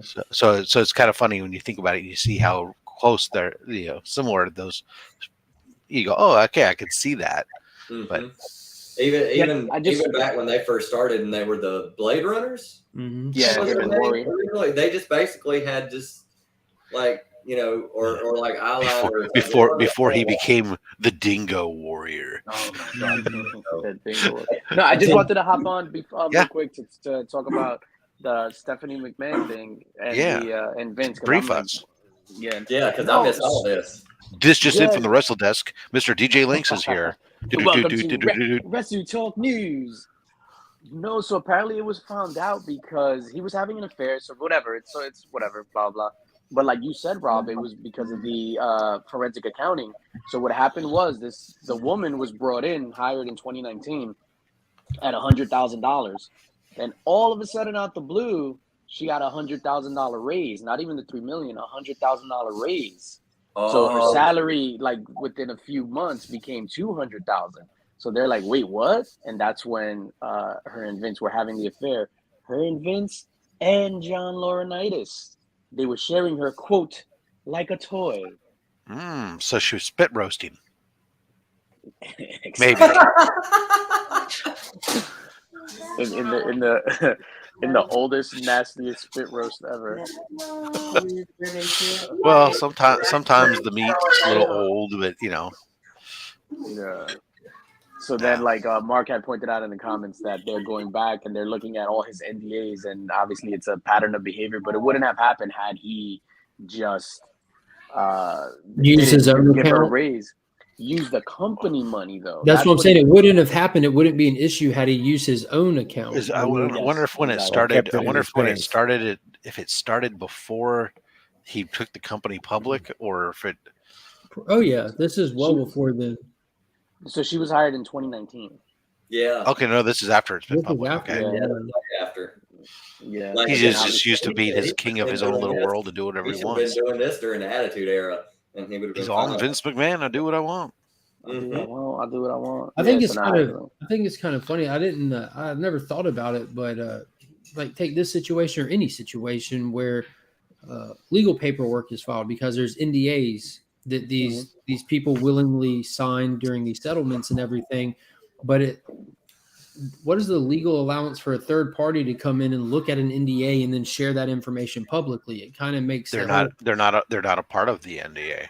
That's what I'm saying, though. But doesn't NDA have any kind of closed books policy to it, or otherwise, what's the point of it? The non-disclosure agreements between the two parties that they're not allowed to talk about the situation. Yeah. Now, the NDA doesn't spell out necessarily legal paperwork you've never heard of. Then, so Mark, so the NDA doesn't necessarily spell out what the information is within it that's being kept secret. So, like, we can just sign an NDA in businesses and stuff all the time, so that way, like, hey, we're gonna enter into potentially business together, and during that discovery phase or whatever, we're gonna learn stuff about each other's inner workings and whatnot. So we may sign an NDA that this is only for this purpose. That I can't then turn around and say, well, dude, I found out that DJ Links actually doesn't edit his own shit. He actually has a sweatshop in Singapore with 3 fucking kids that are working on a single pirate copy of Photo Suite. You told him? Single pirated copy of Photo Suite. No, there's levels to this now. There's levels to this. So I mean, this is that type of information would be like, oh, I find that out. Okay, we're not going to go into business together. I can't talk about it because it was the NDA, but the NDA doesn't say what's necessarily the specifics are. So the same thing's done with any of the. Obviously, there's nothing that says the sexual tryst between. You're not allowed to talk about the 4 times you took it. I found out necklace. Rob doesn't pull his own pork. Yeah, it is. It's true. I don't. I actually have a large pork point drill bit that goes on the end of my DeWalt, so that way you can just hit it and it just shreds the pork apart inside your thing. I was gonna say you don't pull it, you tug it, but well, I do. Hey, if you're gonna rub your own meat, you gotta make sure that when people put it in their mouth, it gets juicy. Completely off topic, real quick. I'm 11 subscribers away from the 1,500 milestone. I just switched over to upload a video, and we'll wait. We'll just hold right here while everybody goes ahead and makes that efficient. Log into your alt account. Come on, do your thing, yo. Yeah, I'm gonna hop off. I just wanted to hop on real quick to talk about the wrestling thing. I'm gonna finish up some work and then I'm gonna try to hop back on. Yeah. All right, Mr. Hop DJ. off and on, off and I'm on. not used to all day this long. angle, but I like it. I'm on my What she phone. sees. There it is. Oh. Balls, please. Yeah, I'll talk to you guys. Be good. John from John's Comics Kids, how you doing? What Good is morning. going on, John? West Coast is waking up, getting their cup of coffee in here. But yeah, this is definitely getting juicy. Wow, Vince might be done. Oh, you know what the other problem is, Mark? Why I was late coming on this morning is I started to go to bed or just fall asleep, and then I remembered, oh crap, I'm going on Legion of Comics talk in the morning. I haven't watched Ms. Marvel yet, and so I stayed up to Neither watch have Ms. I. Marvel to get caught up, just in case. I was trying to make sure I had my homework done for any possibility. Yeah. I might watch it before I go to bed or start So, watching. Go ahead and get caught up on it. we spoke very briefly. We're not really we're kind of still beating around the bush on Obi-Wan, but I haven't spoke to you at all about Miss Marvel episode 2 yet. What did you think of the second episode? It continued pretty much. You know, from the series so far, it's definitely different than some of the other series that we've had recently. I think it's good overall. I can definitely see that if I was probably either female, 20 years younger, or anything other than a cisgender white male, I would really be excited potentially about it. And that's fine. I know I'm not the key demo, but I can recognize, though, still the story is being presented, I think, well. The character development so far as well. I think we've introduced potentially now the bad. We've got intrigue and questions about where did this power come from, and and the dynamic between Kamala and her parents. Well, it still seems a little bit weird. I mean, I don't know, but it's more normal than probably any relationship we've seen presented in a comic book show between a family dynamic and stuff. As possible, you can see the combinations of these groups trying to integrate with American culture and everything else at the same time while preserving pieces of their heritage and everything else. And I thought the conversation between the parents about Bon Jovi was hilarious on a very subtle level. Let's talk the Prince of New Jersey, and which is slippery when wet. Yeah, was it for slippery and wet, your mother and I would not have been together. Yeah. Whoa, TMI, mom. So I don't know. I'm not. It's not like when it drops. When it drops, I don't feel obligated. Like, oh my god, I got to go watch this. Mm-hmm. But I don't dread sitting. So far, I haven't dreaded watching an episode. I haven't walked away from an episode going, why am I subjecting myself to this, or what the hell's going on, or when are they going to get started? I think it's been well balanced of developing characters, that this is going to be more than just a one and done series, so they're not just rushing to the deal. Oh, we don't get any. Mark, what about me? Oh no, I was talking about Mark. Yeah, there you go. There you go. For me, I struggle bust through the second episode, and it has nothing to do with its quality, its production. I think that this is probably the highest quality one that I've seen yet, and it just isn't. It definitely falls under this. Isn't my jam. If this had nothing to do with the MCU, I wouldn't take a single look at it. That doesn't take away from its quality. It just, it's too goofy and quirky for me, and kind of like how we've spoken about some of the elements in the Obi-Wan show that pull you out of the story. This show is made of those elements, but that's its shtick. That's its intended thing. So it's like I talk about Roger Corman stuff. He was aiming to make a C-list movie, and he did. And if you enjoy it, you enjoy it. This show is aiming to be exactly what it is, So there's really no negative critique I can give it for it. It's just like you said, it literally just is not my jam. But I'm still watching it because I don't know. I want to talk about it with people. Yeah, the elements of things that there are things that go on throughout it. The style that, yeah, I've seen like before. Like I've talked about probably being one of the few people on this planet that actually likes yoga hosers, right? But the elements of yoga hosers that I don't like are the elements that also are in this show, right? The little texting graphics that pop up and taking things within the normal environment and converting them and changing them based on what's happening on people's phones and stuff. And it's like, okay, that's weird. If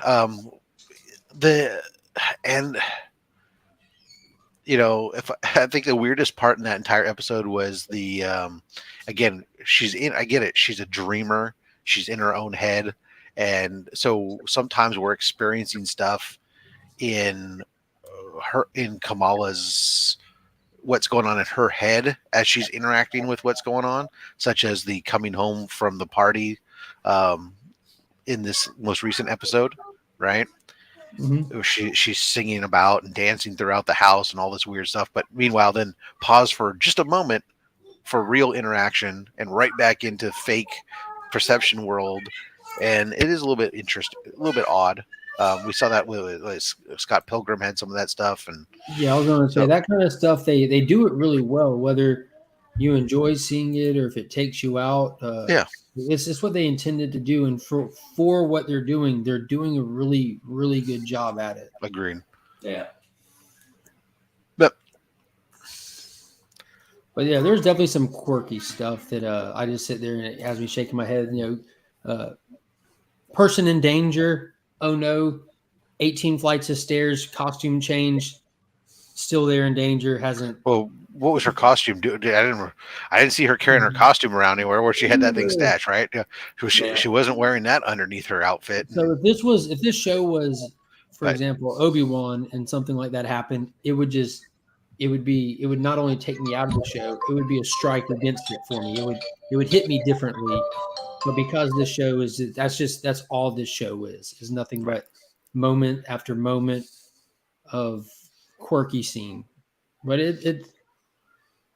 yeah. Oh, I always hate the hanging. Boring to me as well. And there's some hot button stuff that I could probably touch on, but I just don't even want to go sure, there. Because you can nitpick. Like for me, No, I get tired. There's some because of stuff that I'm interested in, and I spend a lot of time doing other than comic books. There's some stuff that that hit me differently that I could be real critical of, especially with the company that's putting this out there, with their timing of putting it out there, with their presentation of certain things, which is very contrary to what they say. Like what they do versus what they say does not line up at Disney at all. They're very hypocritical, and that kind of stuff I kind of just notice, and it just irks me because as a company, I think Disney is just absolutely toxic.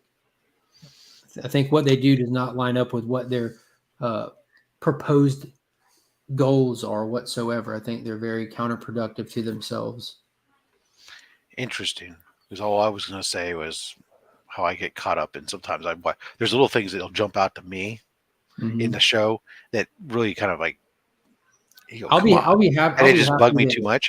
I'll definitely talk to you like in DMs about it and stuff because it's very. I'm sure you would be interested when I tell you like that is interesting. But I just hate the trope of hanging, in peril. I'm for the channel that this doesn't fall under the content that I put out. This is like no. I'm talking about the show itself.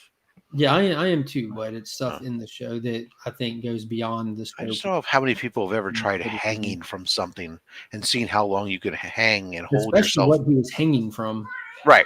Well, anything though, even if it's a bar or whatever else, or the hanging from the edge of the building, or any of those tropes. I don't know. It's like how long anyone's actually tried to do a hang, let alone under duress and everything else. And it's like it seems people seem to be able to hang for hours. The average for hanging has to be 10, right? Hanging 10, yeah, very good. I don't very know good. if that's seconds, minutes. Out in California, definitely. Yes, that's very average popular. hang is 10.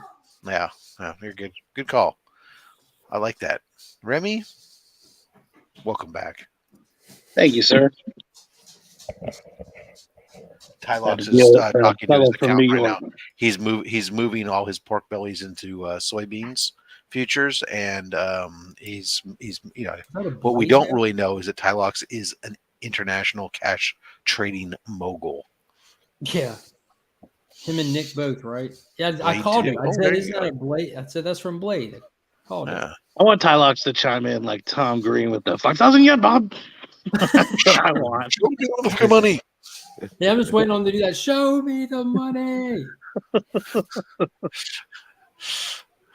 I need more pseudoephedrine. Where did you I need to get make that, more Spidey? freaking drugs. Oh, this is these were done years and years and years ago. They were done by a company called Factory X. So you had they for the second movie they made us limited because that was the original one, the one up the top. And then for the second movie they brought out Shredder and the Cyclone as limited editions. Obviously the sword was released for the first movie. They also made a I like that blade sword statue as well, and then some. But they brought out some other stuff for the third movie. They brought out like a holster thing that had stakes in it, and they also brought out, I can't remember what they call it, but the thing that he like shoots out. That's got a what's the name on it? Like a rope or a string or whatever you want to call it. Mm-hmm. I've got them floating around somewhere. So you can cosplay Blade. Yeah, because I look like Blade. Yeah, you do. Hey, Don't limit yourself. hey, I mean, people gender swap stuff all the time, so why can't you That's appropriate? I'd pull the sword down, but it's a bit hard to get to. you have the sword. You're gonna get to it, sir. You have to. I'm sorry. I've known you this long, and you've had a blade sword, and you're not gonna show it. I don't care if it's at a storage unit from a place that you owe thousands of dollars. You need to break into it right now. Come on, man. No, Don't hold out on us. It's in my Sword. room. Sword. It's just very hard to get to. It's fine. But you know what, though? If an intruder comes in, that's your fault that it's hard to get to. All right. If marauders break in, you should have your sword He's got the readily cyclone. available. He can throw the cyclone at them to Or if make them slow him down while he gets the sword. He's talking and about finish the deal. if Remy breaks into my house, it's going to be hard to get to. What I really appreciate here is that gun ownership, that's a problem. But hey, knife ownership apparently is difficult. We're not supposed to be able to mailing knives up, but swords and throwing fucking bladed weapons and whatnot. Fucking Australia says, you're worried about the right little, on it, yo. little blade that you got sent. You got stuff in there, man. But this actually, I got it. Movie Wait a prop. second. Would you say that it's not a knife? Man, that's awesome. Blade sword. At least I didn't try to do it in the accent, Spidey. Come on. Yeah, I'll give you that. I did have an entire collection of swords and knives and ninja weapons and stuff like that, but I sold everything except for the blade. Because you just got the horns. That's all you need. Yeah, someone breaks in your house. I think I still have the Cronin sword too, which is the one from the Hellboy movie. You think so? You don't know. You have so many swords that you don't know what you have. You can't. No, I sold everything except for the movie stuff, but I think I kept that.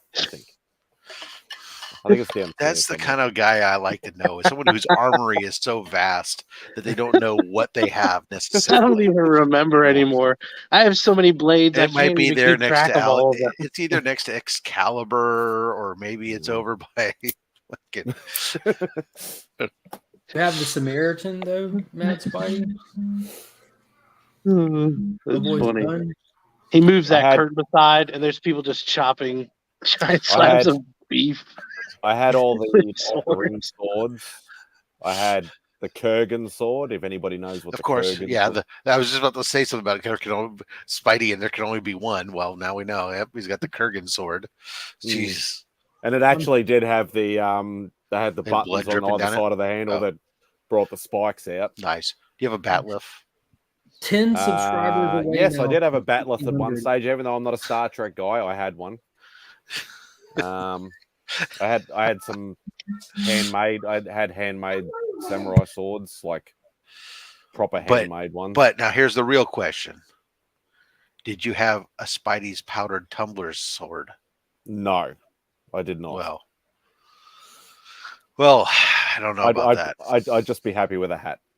I only have one, but I can tell you, I believe it's a one of one. I think it's a one of one.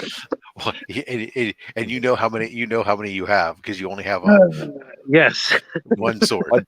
I could tell you one thing, that would definitely not make it through customs.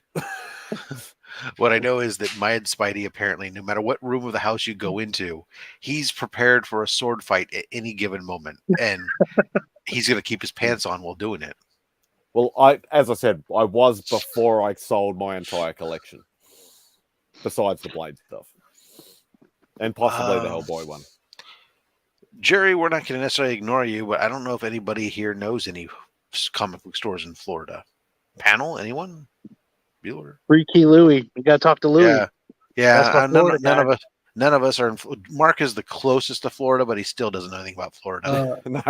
I do know a little bit about Florida. They have the God. I even did a video on it because remember I went on vacation last year and went to that shop in Florida. We're not doing any more boxes. No more. It's like a chain shop. It's called Sector 2815's LCS. Rob, did you get the? Yes. Oh, thank you. Yeah. Sorry, yeah. I meant to acknowledge it and say thank you, but yes. Coliseum of Comics. There's like 9 locations in Florida. They even have a punch card system for every $10 you spend. Where did you have that? You said it was from your vacation last year? It was in his prison wallet. Like, so even though I'm in a new house, everything that you need is still in my arm's reach. If it doesn't fit in the prison wallet, he doesn't need it. So see, Jerry wasn't that out of line to ask that question. Rob treated it like nobody's going to be able to help you, and sure enough, Mark's got all the info. He's even got a punch card. Just tell him that he sent you, and they'll get you set up. Yeah. Oh. Well, I don't know if I put it into. Next time I'm wandering in Florida, I'm going to call Mark and say, "Hey, man, where do I go?" And as far as the question, as far as the question about shipping to Spidey, yeah, we just did that. So I don't know if anybody's putting together a box anytime soon. So, but just keep sticking around and listening. Who knows? I guess I should probably put a playlist together on the channel of the shop tours that I've done. Remy, you got to come back. Just as Spidey shows back up, he went to go get his own weapon, so you guys can sword fight together. Good morning. I into a transistor radio. Well, we kind of covered this. Well, yes, he has an old phone. He's actually been doing his own Wall Street stuff. He's been day trading right now. Tylox is actually a very big guy on the commodities. He had some pork bellies. He was trading for soy futures, and he's big. Big time. He put the whole redneck vibe is actually just a front, so people don't realize that the boxes there aren't full of comics. It's actually just stacked with $100 bills and gold bullion. The 3 off to the side there are actually kitty litter for those cats that are always wandering around and they're eating the cardboard. It's the rows to the right of him that are to his right, I should say, are filled with cash. Yeah. Filled with cash. Yeah. And just so he knows that they won't blow away, he puts a gold bar in the bottom of each of them. Yeah. You got to keep them weighed down. Yeah. Mm-hmm. Got to. So basically, I'm JBL. Is that what you're saying?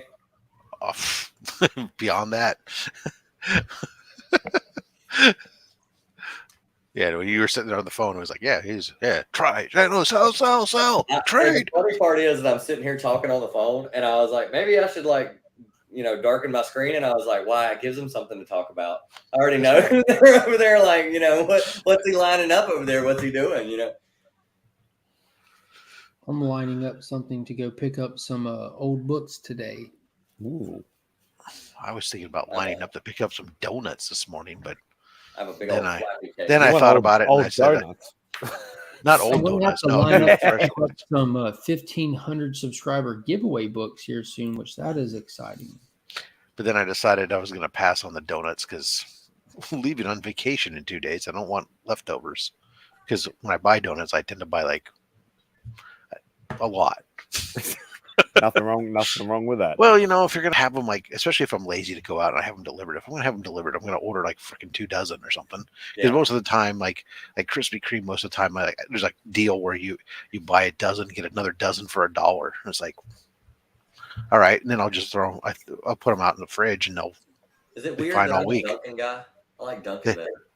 Well, we Oh, don't I have love so Dunkin' while way we do better. have okay. Dunkin', Coffee better. while we do have Dunkin' out here, we don't have a lot of Dunkins. They're very sporadic, at least in the area that I'm at. Whereas Krispy Kreme, there's a billion of them. I actually prefer some of the independent donut shops more, but they don't deliver. Mm. Matter of fact, we were living high, man. After grad night, the kid came home with his box that held 3 dozen donuts, and it looked like a giant pizza box, but it was all just glazed raised donuts from actually the local donut shop that everybody here, they've been in business since the 50s. The shop is like 8 feet wide, but it's like 30 feet long, and like yeah, nice. you go in there and it's like there is like a 10-foot long donut counter, and the rest is the old coffee bar, bar stools and thing, so you can sit down, have a cup of coffee and eat a donut and stuff.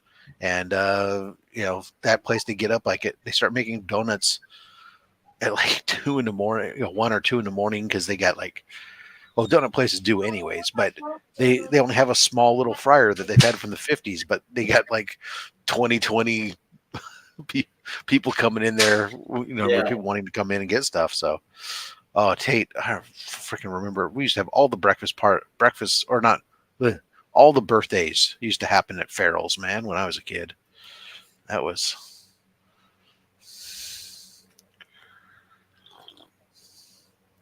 in Santa Cruz. You got a Farrell's? Or I didn't know Farrell's did donuts. They used to be like ice cream, I thought.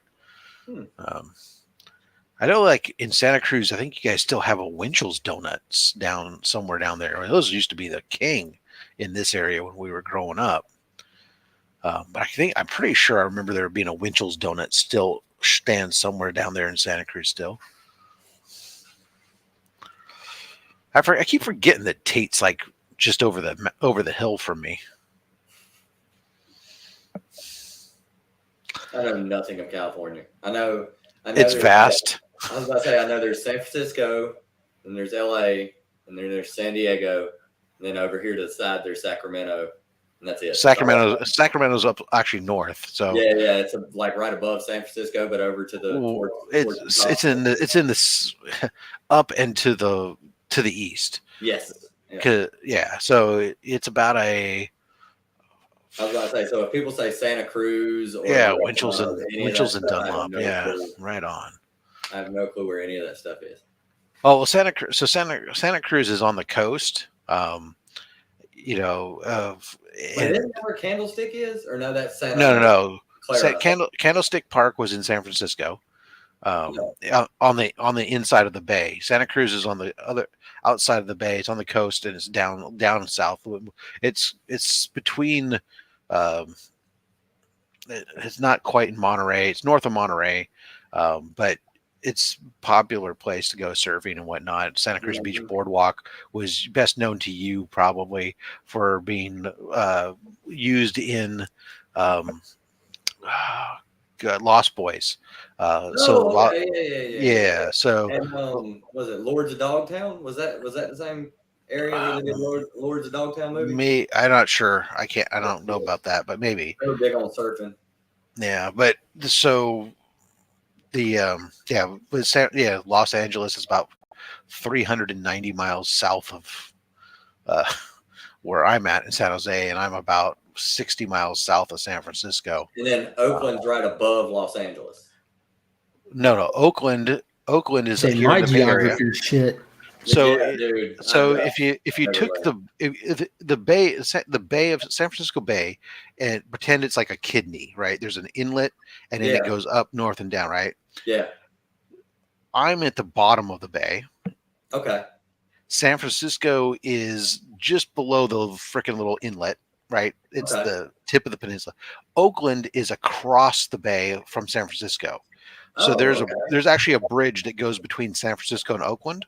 It's called the Bay Bridge. That's right. There is. Yeah, and actually there's a ferry. So actually the funny thing about for sports fans for a moment.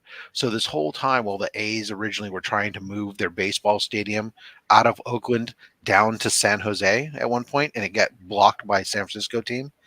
The reality of the situation was the baseball parks between San Francisco Baseball Park and the Oakland Ballpark are like just across the bay from each other. It's only a short ferry ride apart, right? It's not that far. But they were looking to move down to San Jose, which would have been like 60 miles away instead of like less than 10 miles away. And they said, no, you can't move there because you're going to move it. You're going to take away our fans. Well, now I heard that the team owners are basically, I think last I heard the team owners were like, here's your ultimatum. We want a new stadium or we're moving, and we're not moving anywhere near here. Like, so right now, yeah, no, so like for the Oakland standpoint, there's two things. They got two different stadiums that are currently in play right now. They're working. There's the last ditch effort with Oakland to stay in Oakland, and simultaneously they're talking with Las Vegas. Oh, Las Vegas. I know at one point in time it was they were discussing Montreal again, which I was like, oh my God, you guys are going to bring back the Expos. And then at one point in time, I know they said something about Charlotte was on their radar for some reason, which I was just like, that and Portland is always every once in a while comes up as one of them is always an option. There's one more, Austin. I think they were talking about Austin at one point. There was like a bunch of them that they threw out there that they would like to move to, and I was like, dude, if Austin got a friggin' baseball team, like that place really would explode, probably. I mean, the problem at the sporting events in cities that usually brings in a whole lot of people. Yeah, I don't know what for everything that I as an A's fan, it's pretty much all I hear. It's that team anyways is looking at Oakland and Vegas, and then of course, but the baseball owners were also talking about Tampa Bay. Apparently, Tampa needs a new. But it seems odd to me that Tampa needs a new stadium already. It's like. They've just, to me, it just seems like they just became a team still, right? Yeah. They're one of their expansion team along with Florida for the Marlins, right? And Tampa, or were they expansion team with the Marlins? I think it was Arizona. Oh, okay. Okay, maybe that's true, but it doesn't seem like they're that old. Is my point? Yeah, it doesn't seem like it's that old. It's not the stadium that's not drawing people to Tampa. I mean, Tampa Bay has always not drawn people to their. It's always been hilariously like empty behind home plate and stuff. So I don't think it's not the stadium that they need that's the problem. Actually, I was looking up. I've been watching a lot of NASCAR stuff. I've been listening to a lot of Dale Jr.'s podcast. And I've been like watching a lot of videos on like, all the history of NASCAR and stuff like that. And I found out that there was a dirt track back in the day in Key West. And it was literally so small that like they had railing put up around the track, and the railing was made out of wood and cardboard. And right past the railing at one point was the ocean. So if you ran through the fencing, you were for the ocean. And they would run them out on the beach. Yeah, and like I didn't even know Key West was like a part of that. Like I knew Daytona, of course, but I didn't know there was a racetrack in Key West, and I was like, for real? I don't know about that. If the A's move, I don't know what I'll do, because I've always been an advocate that you have to be a supporter of your local team. So you're going to be a Giants fan now? I mean, granted, I've allowed myself that if your team moved, I guess you could. I don't know. I couldn't be a Giants fan because the Giants in my mind, are the reason that the A's have moved, because the A's had deals in place to move to San Jose. Yeah. But which of course for me is great because it's closer to my home. But the Giants blocked it, so I couldn't be a Giants fan for that reason. Yeah. So I That's guess like I would. always your team to have to move. I guess maybe I just stopped caring about baseball. I mean, how exciting is it? I mean, it's not. I only like going to games. I don't care to watch it on TV. It puts me to sleep. So, or I like listening to it on the radio. So I guess I could do that. But no. I'm the exact opposite. None of the teams that I like are local whatsoever. Well, in which case you have free reign. I mean, I just live in a community that had, for the longest time, an embarrassment of riches, right? We had 2 football teams, we had 2 baseball teams, we had a basketball team, we had a hockey team, we had a soccer team, and in every expansion sport that comes up, we would eventually have a team, right? We've had arena football teams. Actually, we still have a new arena football team now that the league is back up again. We've had indoor soccer teams, roller hockey teams, women's basketball teams, just whatever sport it was, lacrosse teams. We have minor league. We have a minor league baseball team. We have a minor league hockey team. All with actually 2 and an IHL team. So we have all these different teams in the Bay Area. It's plus all the college teams, right? Because we've got a bunch of college sports too, obviously here, but nobody pays attention to them at the same degree, except for the alumni, because we have such a strong pro sports thing. But now slowly, it's like, okay, the Raiders are gone again. You got, the who knows if the A's will be gone soon. And well, see, all my local teams aren't even local. Like we've got 4 minor league teams in this state, about to be 5. And then we have, and that's it. And that's just baseball. And that's all we have. But like minor league baseball is a fun watch, man. In person at the Greenville Drive games. Our stadium's pretty nice. It's right in the middle of downtown Greenville, and it's like really nice. So like it's called Floor Field, and it's cool and it's fun to go watch and everything like that. And it's not so huge that you're like pulled out of the action. Like literally, I went to the last game and I was kind of like, I'd love to like sit in on batting practice because I think I could go yard in this place. It's not that huge. I'm not sure how it is there, but I mean, at least out here where we've got obviously pro teams, right? So we had the San Jose Giants for a long time. We're here, and we'd go to those games, and of course, it's a small venue, just infield seating only. There's no outfield seating or anything. And there was always in between almost every inning there was something going on, like the throw baseball and try to knock the headlights out of this moving truck or do this or do that. The kids always after the game bring your kids down, let them run around the bases, and in the alleyways out there there would be all kinds of like carny stuff, almost like fast pitch baseballs and this. And then the food, you had like wood-fired pizza places. You had Remy's attention. You had turkey legs. You had freaking the blade sword. Yeah, that is awesome. Sorry, Rob. Sorry. And no, the thing does not clip out. Otherwise, they wouldn't be able to sell them.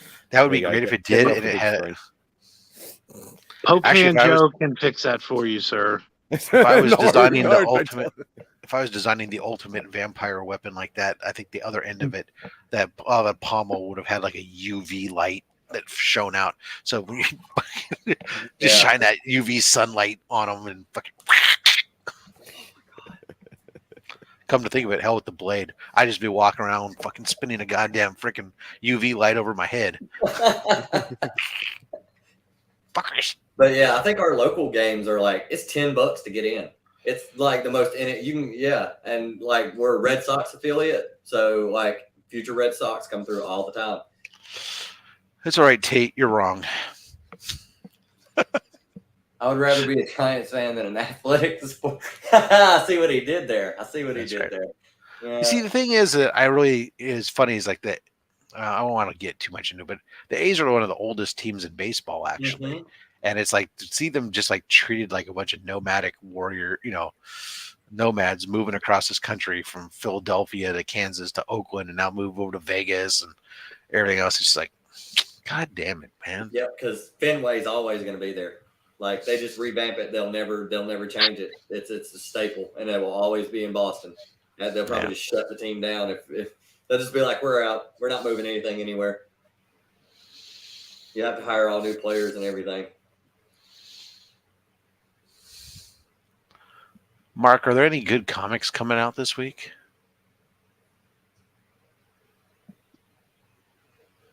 You're muted. Yes. Huge advocate. Definitely. I love the Flash. Oh, that's interesting. We can't hear you, Mark. You can't hear. You can't. Oh, I'm sorry. I read that one already. That was good.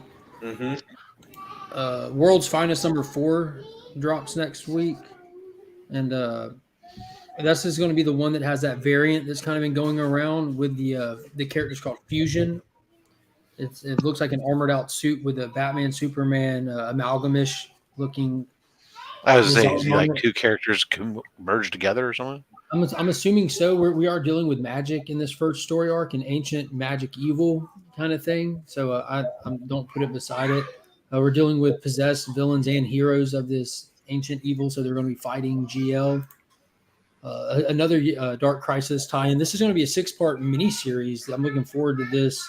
We have 3 of 4 of the Young Justice members are missing, and they're going to be in those little pocket universes that Great Darkness is scooping up these people, kind of putting them in these universes and feeding off their essence to fuel the machine, the crisis machine. The new Fantastic Four series, Peter David is starting. This is going to be like the Silver Surfer Rebirth one that they did that takes place in the era of the run that the creators worked on it. Ron Lynn and Ron Mars did Silver Surfer, and they did this little mini series in that era.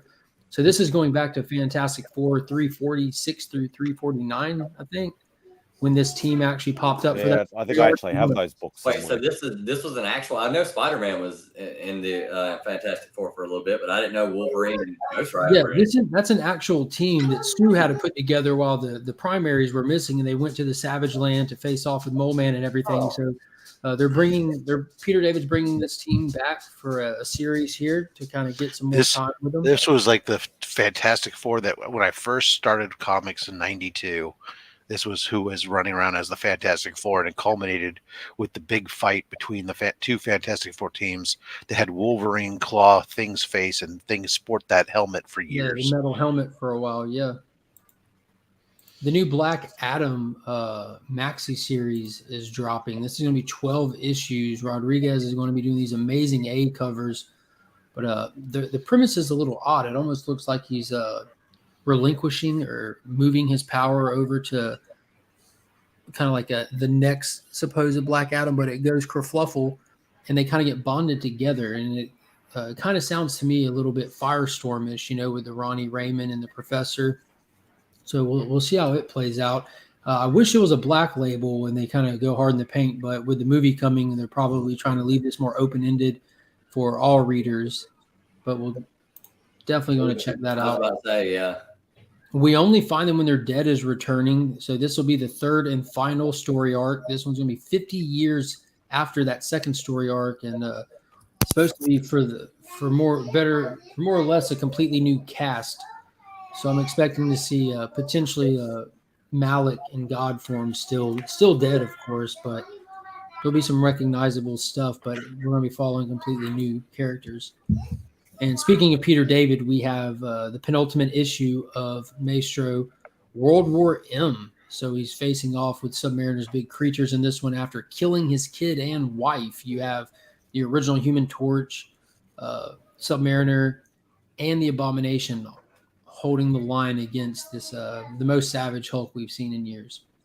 And then lastly, on my pull list, I've got a Punisher War Journal Blitz. So this is going to be a 3-issue miniseries expanding on the current run of Punisher. It started off with Frank already leading the hand, having spent some time with him. This is going to dive into some of those stories that took place between the pages and between the issues of what we're getting. It's not done by the same creative team, so I don't know how much it'll deliver. That primary team is just crushing that Punisher series. It is damn good. So I'm excited for this. I hope it holds up. Yeah, I just ordered that. Yeah. I haven't been on Pullbox for a while. I thought I'd better order some shit. Yeah, there's some stuff I'm definitely excited for on the way.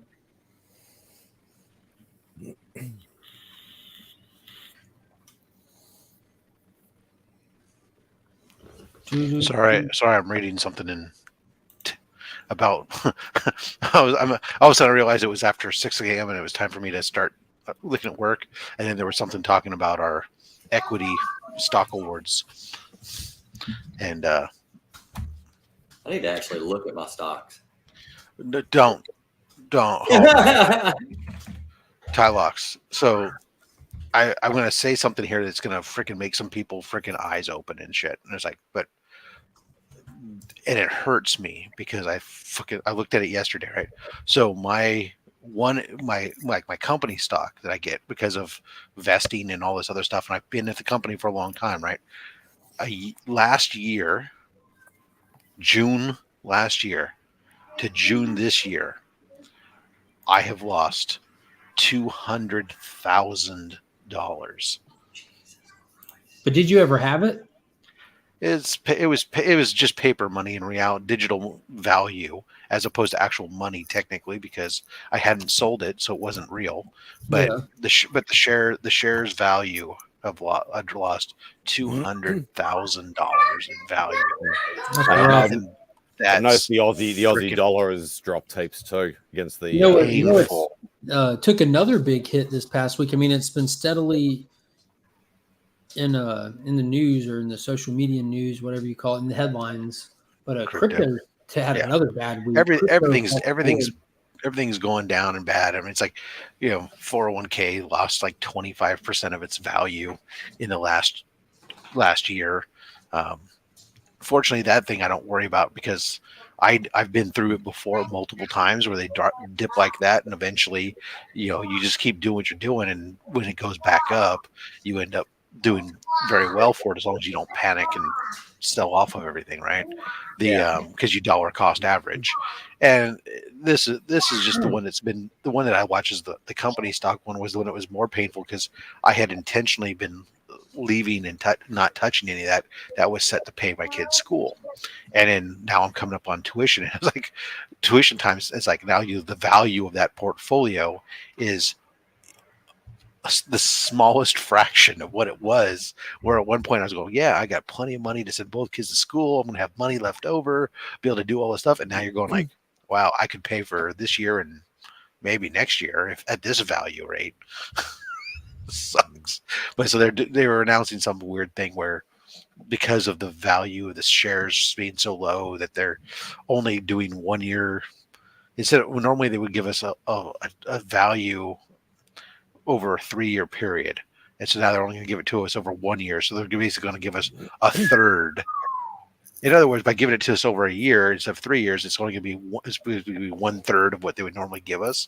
Oh. And so that way they don't, because if they said they were going to give you, say, $10,000 worth of stock, well, when your shares are at $50 a share, that's not that many shares. But when it's $5 a share, it's a lot of motherfucking shares.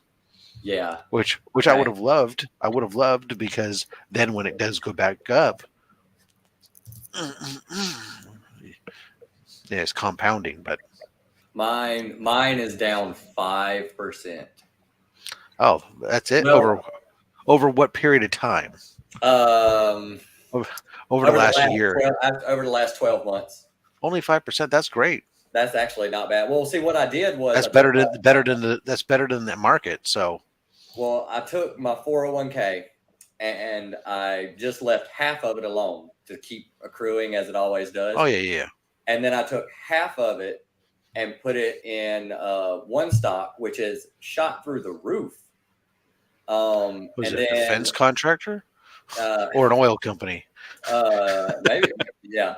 And then the other two that I invested in, because I split them up, I didn't put them all in one basket. The other two that I invested in have gone down. But those are ones that are fluctuating all the time any freaking way. So,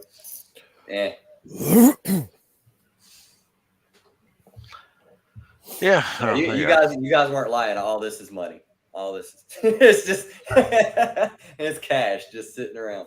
No. Bear bonds and Bear bonds and Benjamins and real estate holdings and gold deeds to mine shafts. Real estate. That's where it's at. Real estate. Long term, it always is. Yes. Yeah. That's why Lex Luthor. That's what I was about to say. The truest thing, the most honorable thing, information that he's ever given us. He's like 2 quotes, and that one of them is his real estate, where kings rise and fall, kingdoms come and go, but land. Miss And Tutsmunger. we're not making any more of it. Nope. And that was until he did try to make more of it. Yeah. And I think that's kind of funny, the direction Bryan Singer went with that. The concept's great. The delivery, man, the movie just didn't hit. I just liked that was that continuity that was about real estate, and then as opposed to the Snyder stuff of what is your motivation? At least up to this point, Lex Luthor was motivated by land and making money. Well, but you're motivated because you're hearing somebody talk. Of Lex Luthor, you have the one that just simply is just trying to dominate. Then you have the one that just has that need, that have to be better, more powerful than his superior. He has an inferiority complex. And say it tight. That's what really showed out in the Snyder stuff. They really leaned into that aspect of it. See, I didn't understand. See, to me, that was my problem with the biggest problem I always had with all this Snyder stuff was, and maybe I need to go back and rewatch it a bunch more times to get it. But I always felt that I never understood the motivation for Lex throughout his whole thing. It's why are you? I mean, I understood that. Yeah, okay, you're trying to prove that you don't like Superman as a god type thing. I understood that part, but what took him to try to get Batman involved in this and start to pay off? He thought Batman had better shot than he did. He needed somebody to do what he can't do. He can't get out there and put armor on and go shoot a gun at him. But like you got dinosaurs. So he actually has numerous interactions in the movie that show the consistency of it just being the inferiority complex. You have the senator, played by Holly Hunter, that he was sparring with over kind of getting his way kind of thing. During that confrontation with her, he gives you the little dialogue about like how his father hung the picture of the angels and demons and everything, and it kind of lays that seed about how Lionel was trash to him. You have the dialogue about Superman himself, and then even when he's presented with Doomsday for the first time, the way that he cockily stands in front of it like it's his, like how he's bigger and badder than it, and it even tries to kill him, and Superman saves him, which they don't even lean into that to make it. It's just there's so much detail in the movie that goes into all this that like Zack Snyder is a very visceral storyteller, but you have to really watch it, and it is all there though, like every bit of it. And that's all this in Batman v I may have to go back and rewatch it, but like I said, I just felt like in my watchings of it that it was kind of glossed over, and then I always got hung up on the fact of what was your end game. You created a freaking monster to beat up Superman, but then what were you going to do with it afterwards? Yeah. What was your thoughts? Well, if you listen to the dialogue when Superman shows up right as the buzzer is going off, Batman went to save his mom. Superman goes to Lex, and he shows up right when the buzzer goes off, and Superman stands there quiet and just lets Lex run his mouth. And in classic supervillain fashion, he's laying out what that plan was, and again, he's under the assumption that this Kryptonian deformity is his commands. At that point, he would have it. It would be what the dialogue that he did probably an hour earlier in the movie at the little gala when he told Bruce Wayne he should come by. His R&D department is up to all sorts of no good. He thought that he was creating something. He thought he didn't realize the scope of what he had done. It was beyond him. So at he's smart, except that he can't think. Who? The Doomsday? No, not Doomsday. Lex. The mic's back on. Hey. I don't know. I have to maybe I can suffer through it and rewatch it again at some point. But I would just always say that as I guess to me it passed over me, so I was never. So it was one of the reasons I just never really kind of liked those movies. Was the fact that I was like I couldn't understand what the motivation was, and that's to me one big thing too was and this is like in if Comic Gut was here, he would agree heavily. There's two different versions of that film, and not for our better. You know what I mean? There's the one that was released in theaters that 37 minutes where it's taken out of, and then there's the actual full length cut with that time put back in, and what they took out was it's technically a subplot, but it's Lex. It's all Lex. All the little puppet strings he was pulling, like the kind of convoluted opening of why Lois is here. Why is this security detail killing the people that hired him? Why is this woman testifying in court so heavily against Superman? Why is the guy in the wheelchair so hell bent on blaming Superman? All of that is cut from the film, and that's all was Lex's doing. And in the process of doing this, he also destroys Batman's reputation in the public eye, which was already whatever it was. They have Batman. This is stuff about stealing the checks or something. Without he stole the checks, he was driving the dude mad. He was funding him. The woman that was testifying, how did you do that stuff? How do you fucking steal these people's checks? I don't know. It's just always weird easy stuff. To intercept the mailbox, and they were forcing the woman to testify and everything. They Lex was having the people killed in prison. They weren't just getting killed because they were branded by Batman.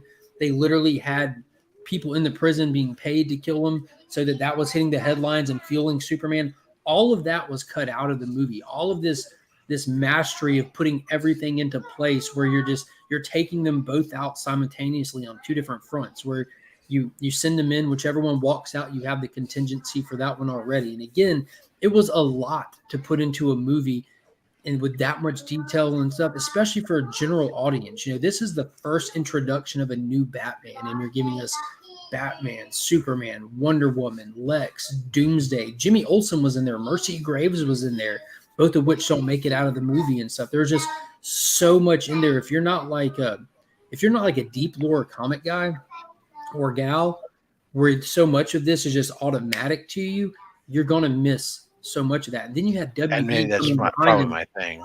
Yeah, and you had WB coming behind them and just chopping so much out. Yeah, because obviously I'm not a Superman guy and everything else, and so when it would come in, I was just I watched it and I remember just thinking, man, this is kind of glossed over. It was too long. So Doomsday Clock is phenomenal, and this is the thing. Doomsday people don't Clock understand. Is phenomenal. Whoa, I would never looked at it that well. Doomsday Clock, explain it to everybody. Oh, clock. Okay. This is going to be the spoiler, okay, for those who haven't dug into it yet, because you've heard such bad things, but it's fantastic. The whole point is Superman is the center of every universe. Remy. Boom. Remy Q. Like Clark Kent Superman is like the constant in every universe. Whatever. Let's see. What is this? Not in the Marvel universe. Approval request 3. Hey, J Hood. I need to understand more about the billionaire ability.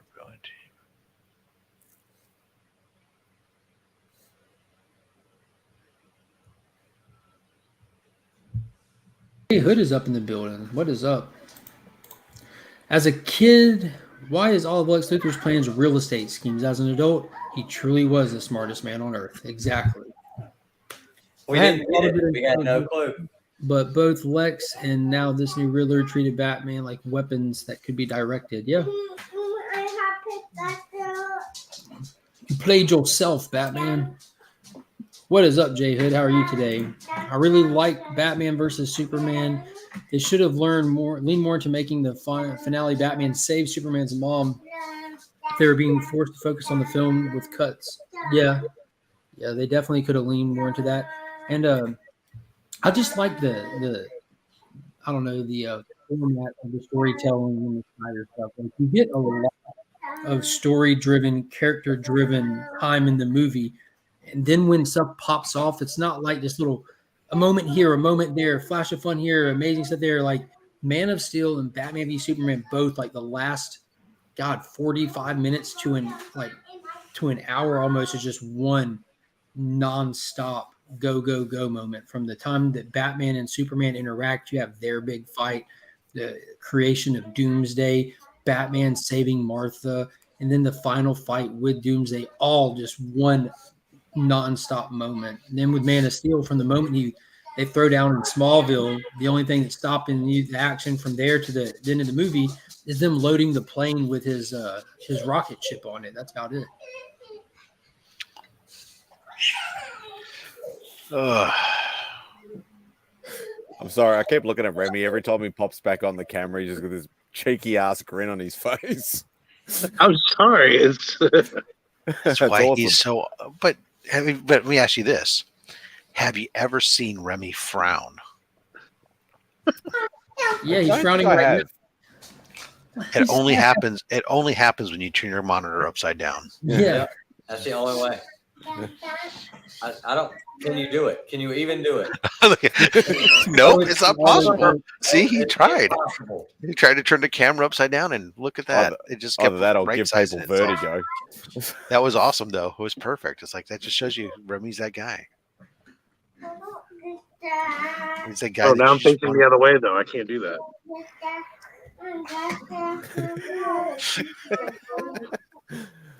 Like if I see myself and I'm not at least somewhat oriented in the way that I would look at you guys, and it bothers me. I can't do it. Well, too OCD. All I know is that Remy's the kind of guy that you just can't help but love. Did you? Never a truest statement has been spoken. You're amazing, Rob. Thank you, sir. Well, that's only because I try to model myself after this guy over here. And I saw one. I was on another tab. Who do you point at? It had to be Spidey. No, I went like this. Oh, It's never me. I get accused of being being mean very often. Oh well, yeah. So do I. Just ask HR. I'm not mean. I'm honest, and honesty is not mean. It is to a younger generation. That's true. No, it was you never have. It was always fun when I had when I took over my role and my team that I have right now. I remember when I got these, had to sit down with my team that were brought on, and I was like, oh, okay, well, we need to talk to you guys about something. In the past, I've had issues. They're just always like, trying to explain it. Apparently, I'm blunt and I'm and it's apparently it comes off sometimes as being mean, and people have gone to HR over this. If you feel that's necessary, by all means, and it's your right to do so. But also feel free to also just tell me or talk to hey, Rob, I think you're being an ass. Being an ass. Speaking of blunt, a man whose wit is razor sharp. Yes. And Joe. Spidey, what did you think of that first DC animated movie era outing? They reset their animated feature film universe and kicked it off with Superman, Man of Tomorrow. What did you think of it? I actually really enjoyed it. That was dope, wasn't it? That was really cool. Like, yeah, obviously I don't know backstory, so I just enjoyed it for what it was. That wasn't really based on anything. Like it at best case scenario, there's this novel called Last Sons, and it's called that because it features Superman, the last son of Krypton, Martian Manhunter, obvious, and Lobo, who committed genocide on his own planet so that he would be the last Zarnian.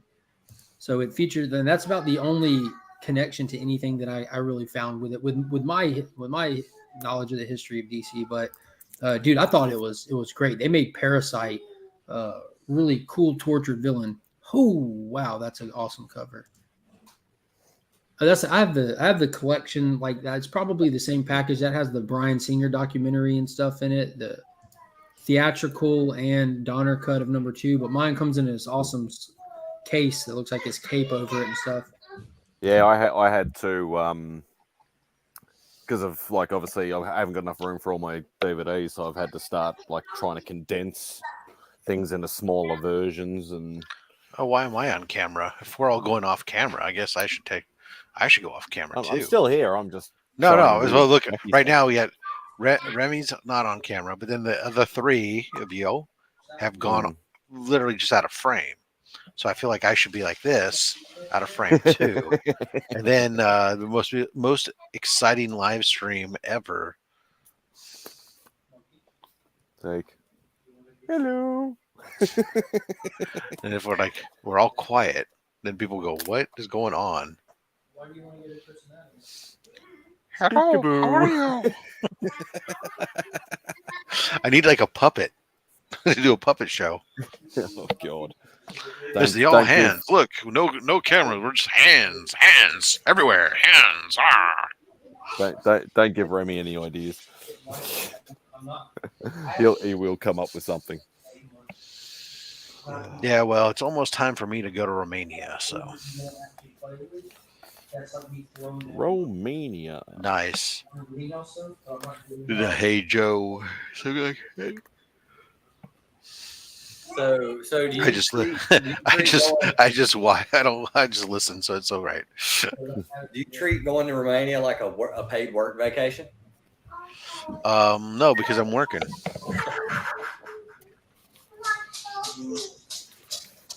How is Romania? Is it like good architecture and stuff? I've actually never been to Romania. Oh, really? Okay. I just have a team that works for me that's there, and because of essentially pandemic for the last couple of years, I have not been. I've not flown over there. There, I'll just mute them. Have you been to Romania? Someone just got murdered. No, I just said I've never been. Okay. Okay. It is my goal to eventually get there. My team is anxious for me to eventually get out there.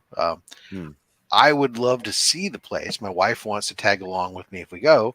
I am not looking forward, however, to like a 14+ hour travel flight or whatever.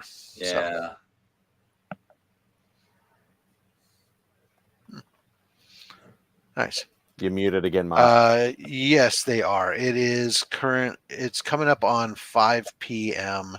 in Romania.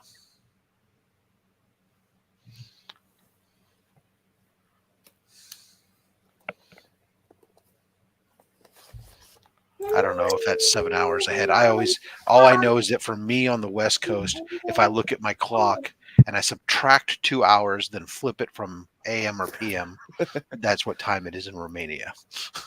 Oh, the Dragon was sorry, no good. That Suicide Squad Hell to Pay was fantastic. All right. Mark, I have to go to Romania. Have fun. See you shortly. I do have time blocked off on my calendar so people think I have meetings so that I can come back. Awesome. Halloween Part 1 was phenomenal. Part 2 lackluster. Oh man. What about that one? Superman Red Sun was one of the best ones they've done. But the story is the story is just one of the greatest Superman stories I've ever read. But ironically, one of the things that makes the actual comic just puts a nice bow in it at the end was not included in the animated movie, which is Lex Luthor's exit dialogue on the last 2 pages of the issue 4. I do like this steelbook version. The artwork on that's awesome. I don't do steel books. I love steelbooks. Yeah, I think they're cool and all, but like I either have all or none. Like I know it's a crap movie, but the steelbook's pretty cool.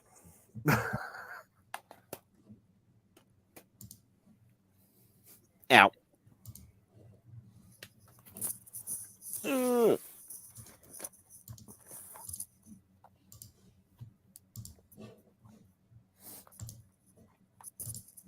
Come on, Tyler, so you can run it all by yourself. So Tim Sale passed away. Yeah, that was. And I'm starting to wonder what the hell's going on because we're losing like artists like it's like every other week for the past 3 weeks. But it's sort of. Well, you remember? Oh, when was it? Was it like 2017 or 2018 where we lost like all those music artists in the same year? Mm-hmm. It's like that. It's like it comes in droves. Was it Mitch from Suicide Silence passed away? Riley from Power Trip passed away. And I was thinking more of like David Bowie, Prince. Oh well, yeah, Bowie, Prince. Heard Ozzy's surgery went well, but he's probably just done as far as like ever playing live again. So I'm glad I got to see that when I had a He's chance. in 80s now. Like how old is he? 73. That was pretty. That was average. And he would have never quit had he not probably had the surgery. He would have probably just kept touring. But he said himself, it's damn near impossible for him to get around. So he's just like, yeah, I can't keep. Oh, too much dust. Can't keep doing it.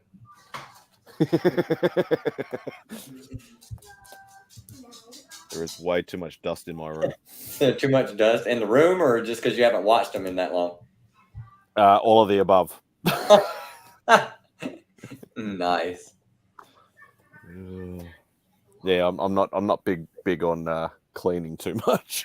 Yeah, I mean, this room's pretty all right. Now that I think about it, there's only a couple spots in the house I really need to hit as far as dust. Oh, it's more the fact that my room is like so cluttered and jam packed.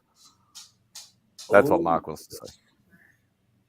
Oh, that's a conundrum. And he's not looking, honestly. Yeah, I got that. All mine are 4K. Do you do 4K stuff, Spidey?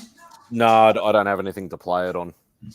Like Same. I have the steel books that come in 4K and Blu-ray as a pack. Obviously, then I'll have some of those, but not actually the technology. Upgrade my living room TV. It's a real simple solution. You just buy a 4K player. All your Blu-rays are compatible on it, and it upscales them to whatever capacity that it can.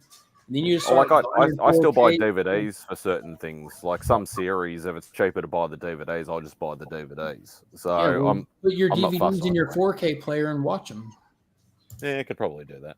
You can definitely do that, but it just gives you the option for those movies like like you buy the Snyder cut and gorgeous 4K and just watch that beautiful bastard come to life. Actually, But then you don't want to buy a TV show in HD because you want to save $30. Buy the DVD. I do have. Whether you watched it or not, I'd love to get your opinion on whether you ever watched it and what do you think of it. What's that? What I have on screen now. Oh, I love that series. I hate that we're not getting a second season. That was phenomenal. I like the way they kept the Sonic a little bit too. I have still not finished it. I struggled to get through it. I don't know why. I thought it was brilliant, but I just struggled to get through it. How intense was that first episode alone with the Sundown County? Oh, it's just I don't know what it was, but I got to about the maybe 5th or 6th episode, and I just couldn't. I struggled to watch it. I don't know what it was. I just couldn't put my finger on why I struggled so much. I don't know. What else have I got over here? Lying on the ground. This is all the stuff lying on the ground. I have about 6 or 7 piles at about 20 high. Speaking of, I need to get a bigger DVD stand or old school sort of horror type movies. Oh yeah, Christopher Walken, so good. He was a great villain in that Bond movie that he played in. Was it? Oh God, I have it on DVD because it's got my favorite Bond in there. Oh God, I can't remember what it's called. Wow. Yeah, I have all the. I think I have all the Bond movies. Like I have the box set, but it's not. Obviously, I bought it prior to some of the Daniel Craig stuff. Yeah, it's a Roger Moore movie, A View to Kill. View to a Kill? Oh, Yeah, that's That's the one with the witch doctory in it, right? No, that's a Sean Connery flick, I think. It's definitely not. Or it might be. No, because Lazenby only did one movie. No, Yeah, Her he just did Majesty's on Her Secret Majesty's Secret Service. Yeah. George Which, if Lazenby's you've in never seen Australia. a documentary about him, that documentary is incredible. What is it called? Casino Royale? There was also a Casino Royale before. Yeah. And I don't remember who was in that one. And I think the next movie was the Lazenby movie. And basically what it boiled down to was like, even when he was on vacation, like when he was like in between movies and stuff and he was just relaxing, like he was wanting to grow out a beard and stuff like that. And they were like, you can't do that. And he was like, what do you mean I can't grow a beard? It was the Christopher Walken one. It was A View to a Kill. Yeah, that's the Christopher Walken one, right? Mm-hmm. Yeah. And then what was the one with the voodoo in it? It might have been a Roger Moore movie. You know what I'm talking about? Like the end of it, even the witch doctor's on the back of the train just laughing, riding off, and that's how I'm not talking about the one with the gator pits. No, that's Indiana Jones. No, there's one where he's got pet gators or whatever. He goes to like a bayou type. Here it is. Thank you, Jay Hood. There we go. Thank you, Paul. Live and Let Die. Live and Let Die. That's it. Yep. Bond fans. Yep. My favorite was Roger Moore, though. I liked Timothy Dalton's thank you. 2 movies. Thank you. Every time I say Timothy Dalton, the people, he only did 2 movies. He was crap. I liked The them. only bummer is the one where Sharky died. Hated seeing Yeah. Sharky die. Oh, that's cool. And then all the Pierce Brosnan movies, I love those too. Oh man, GoldenEye just set a new standard for not just Bond movies but action movies. What a way to usher in a new Bond. And Craig did the same thing with Casino Royale. That was just next level of good flick. Yeah, I mean, I liked it. I liked the chase scene where he was chasing the guy who was doing parkour, and the guy was like parkouring all over the place, and Daniel Craig was basically just running through fences and like, you know, just muscling his way through. I was like, see, that's kind of how I would see Bond doing it too. He wouldn't be trying to like, you know, flip around and do all this other stuff. He would just, you know, be, you know, the part in the courtyard where he finally caught the guy, By the way. and then he shot the acetylene tank and it blew up. I was like, dude, yeah, that's some Bond stuff right there. Oh, that is nice. What is that called? It's just called the James Bond Collection. Yeah, so it's what was the last movie that Hold it's it up in? again. My dad's got the big anniversary box set one. I think Spectre was the open slot in that one. Yeah, so it's got Spectre and Skyfall in there. So they're the last ones. Yeah, so my favorite Bond movie is actually the unofficial Bond movie. Oh, Austin Powers? Oh, Never Say Never Again. The one that they did out of contract, like of things like that, and it's got Kim Basinger and Barbara Carrera in it. That's actually one of my favorites. I like how they did the whole take of like he's losing his mind, because anybody in that job who had been doing it for that long and been through as much shit as Bond would probably start to lose his mind. I don't think there's a person on this planet who wouldn't start cracking at some point. Oh. Yeah, because it's so hard, you know, being with all those beautiful women and stuff. Yeah. Well, the constantly almost getting killed, like just the nerve wrackingness of you've got to like try to be suave and debonair and all this other stuff, but at the same time you're like always getting shot at or trying to sneak around and stuff like that. It's probably pretty difficult mentally wise. And I mean, you got to be kind of mental to do that job probably in the first place. Yeah, you'd have to definitely have a screw loose. Yeah, exactly. So I liked how they touched on that, because they would have never did that. Well, they kind of did that with Pierce Brosnan, didn't they? They kind of did the same thing with him. It was one after GoldenEye where he was like, supposed to be a fugitive for a minute or something like that. Oh, what was that? It was after GoldenEye. Oh, come on. I should have kept the box set out. I'm not pulling it out again.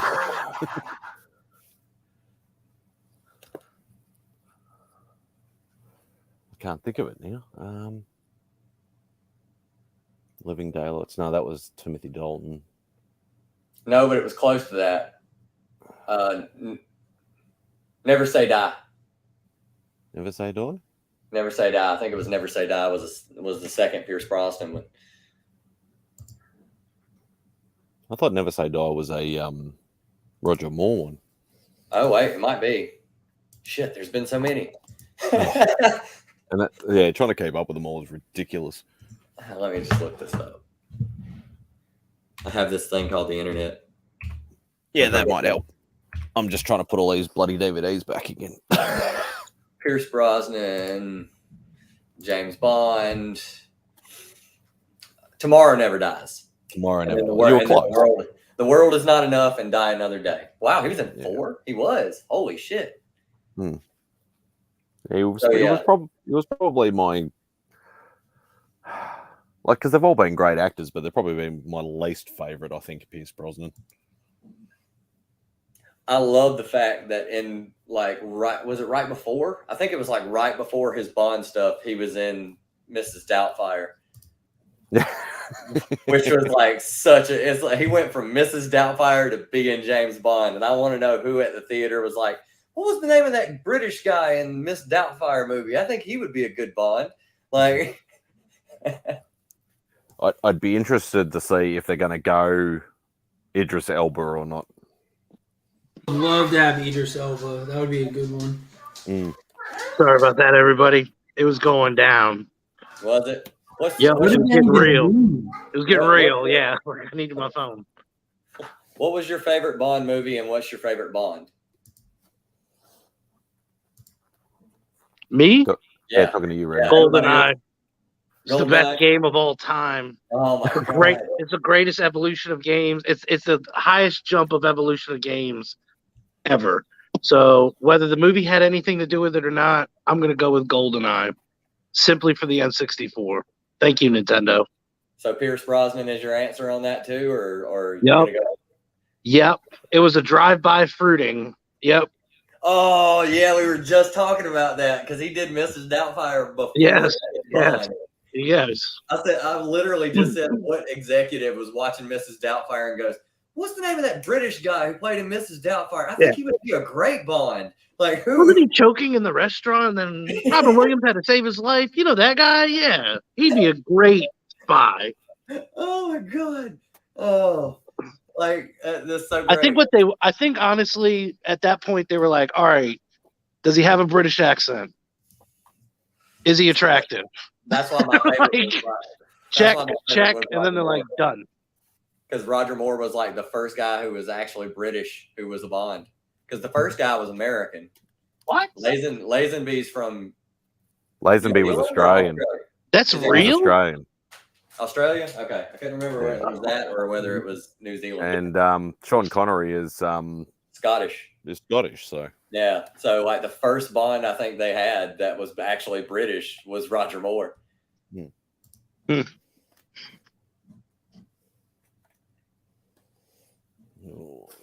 GoldenEye. Yes, definitely a. Oh my God! And the weird part is that I can go back and play that game now and still enjoy it just as much, even though it's pixelated as shit. It's a great. So that's the thing. So I've played it since.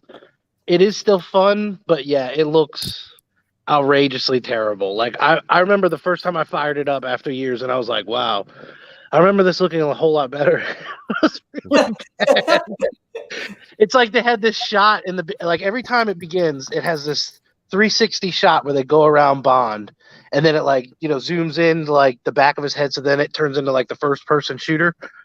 But he looks so terrible and so blocky. It's like it really is. It's several steps down from Minecraft. Like Minecraft is so superior to the graphics of GoldenEye, but hell of a game. Like it still holds up. It's so much fun.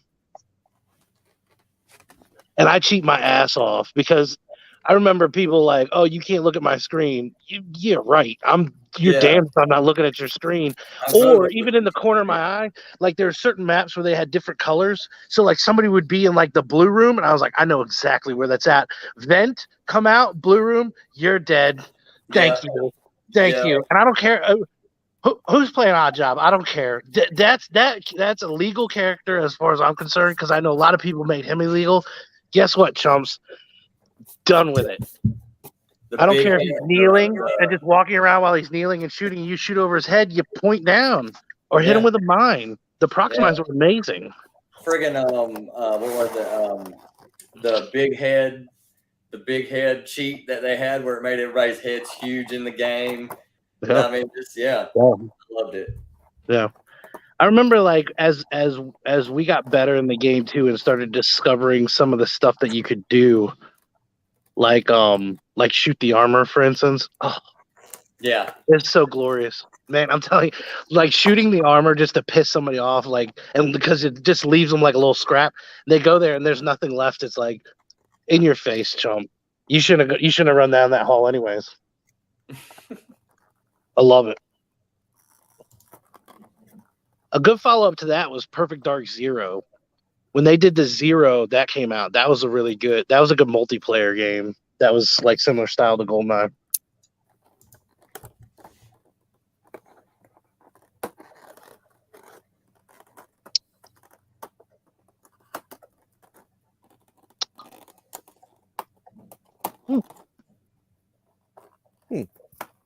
And that's all I have to say about that. I've got nothing else. I didn't mean to derail your Bond conversation. I apologize. Keep talking. Australia and Scotland, man, that's crazy. Yeah, I had no idea. I thought they were all British. Oh God.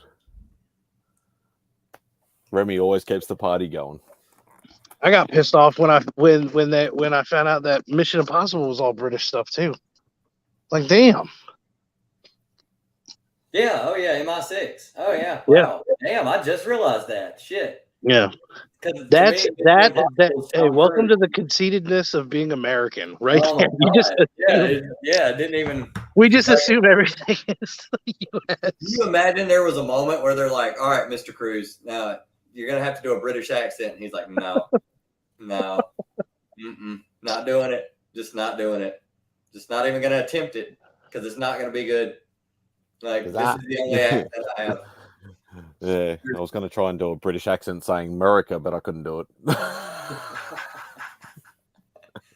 Oh my God. Okay, Spidey, try to do my accent saying America.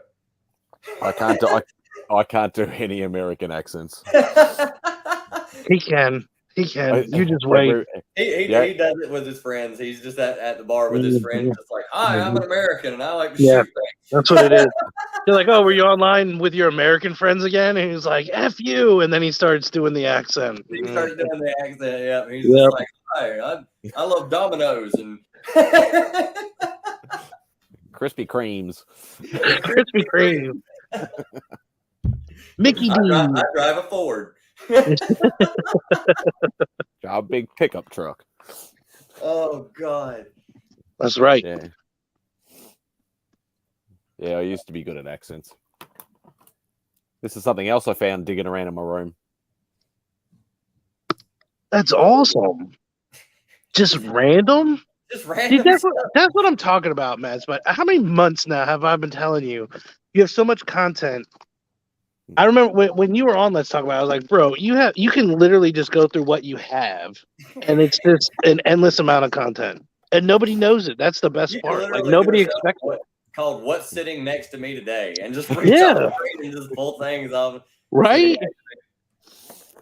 Just pull. Like, the thing is, so like most guys, if they were to pull a statue or something, it's probably somewhere in their room that you've already seen. So it's like, okay, Spidey's got crap behind that curtain. We don't know what's over there. I mean, I knew he had that blade. Like throwing star or whatever for a while now. I had no idea he had a sword. So perfect example that you can make a show or an episode or whatever out of that alone, and or that right there, like statue, Hulk Just statue. Literally call it "What crap is laying next to me today." I was like, how many statues do you have? He's like, oh, I don't know, like 300 or 400. I was like, what? Like 300 or 400? He has no backdrop. Yeah, a few years back there was a certain series that everybody was getting. I got them all. I got them all. There's only one that I don't have. I was like, What's up, you're Tyler? missing one? You could do a whole series on this. Not quite. I got about 300 or 400, but I missed about 150 of them. Oh, I'm sorry. I My try to be a bad. complete. You got three-fourths of the collection. 300 or 400 statues. That's a channel in itself. That's a Yeah. channel by itself. Dude, Forget that's a channel. comics, forget weapons or whatever else. Just statues. Spidey statues. Move over, 300 or Jim. 400. You could run that for 2 years nonstop. Move over, Jim Mint. Spidey's coming through. Yeah. Oh, no. Yeah. Gem Mint's got all the big stuff. I've only got the little old stuff. Well, you know, Hey, you know what though? That little size, okay, but do you think more people are looking on because they're going to spend $7,000 on a statue, or do you think they're going to buy the $600 statue or whatever? Like, you're the route, man. I'm telling you, you're the bridge. Yep. you are the one who's. I'm sorry, I'm setting Yeah, up. he is such the hype man. That's the hype, man. And saying Simon's here, tune in tomorrow night for Simon's recap on our Oz Comic Con that we had last weekend.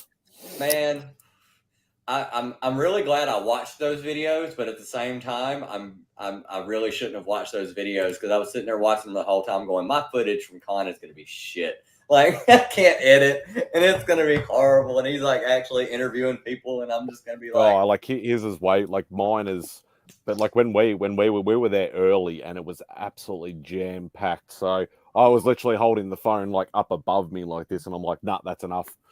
And then 10 seconds here, 15 seconds here, and all I did was just chop it all together in one run, and then just did my haul at the end, and that was it. So it was like a 10-minute video. Simon's done like 2 half-hour videos with like interviews and shit. He's still got more to come. yeah. I'm just like, going to be holding my phone up at people being like, can I get you to say a few words to my viewers? Who the fuck are you? Like, who are you? I'm the mullet. You haven't heard? Who's this bogan? Exactly. Oh, that's a new slang I got to look up. Bogan. How many Spider-Man books are you missing now? One. I think he's missing one. In the amazing run, 4 plus annual number 1. It's a channel. Like there might It's a channel. There might be. Congratulations, you have a channel now. Yeah, you have a big ass channel. You could literally do 10 issues per segment. Like do like 10-minute videos and do like 10 issues. All right, do 5. This week we're going 5 through 10 or whatever. Yeah. Boom, Oh boom, my boom. God. Just show them. I got so this many one. views. I got this one from this sale. I ordered this one online. Boom. Oh, Done. Yeah. Stop making content mimicking other people's ideas. No, I just make whatever I want to. But I don't mind taking advice at the same time. That's why I asked for suggestions in my 300 subscriber giveaway, just to give me ideas of what other people would like to see and things like that, so I can incorporate all of it. That's actually very fair. No, you're definitely not getting any link now, Kyle. You're not yelling at me. Oh my God. I'll take my computer and bat and ball and go home. Oh, now can I get these back up there again?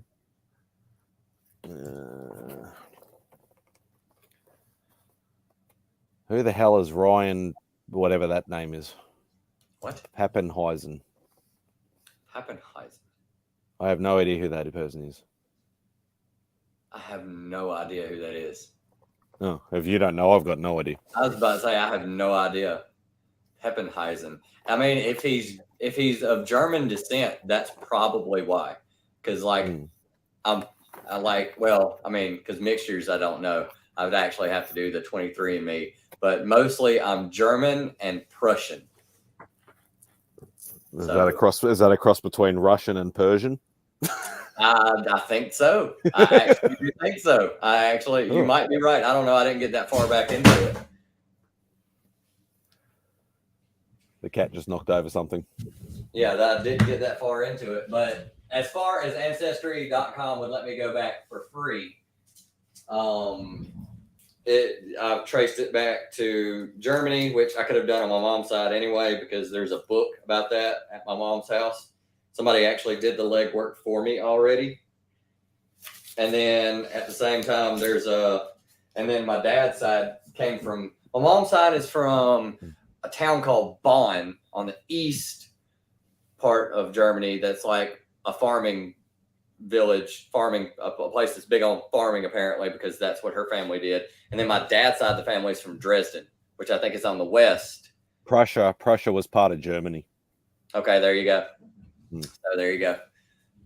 Because I traced him back to Dresden, and then the next one said Prussia, and I was like, okay. And then that's when my free trial ended. So I stopped looking. I was like, that's good enough, 1600s, I'm good, or I think it was like 1600s or something like that. Yeah, I'm good. That's all I need. I like that. He's the guy with the second best hair in the community. Yeah, I love that. It's the first thing I saw. Well, who's got the better hair, Rob? Just put caps lock on Kyle and yell in chat.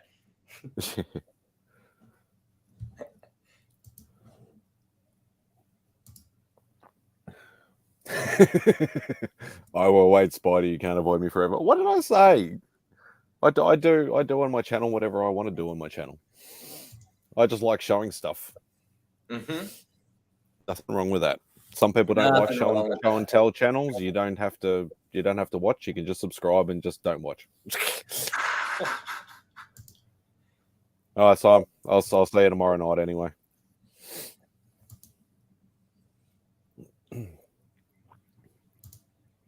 Actually, I've got some Star Wars stuff I need to give to him too, seeing he's the Star Wars guy. Who? Simon. Oh, he's a Star Wars guy? He's hashtag Star Wars guy now. Oh my God.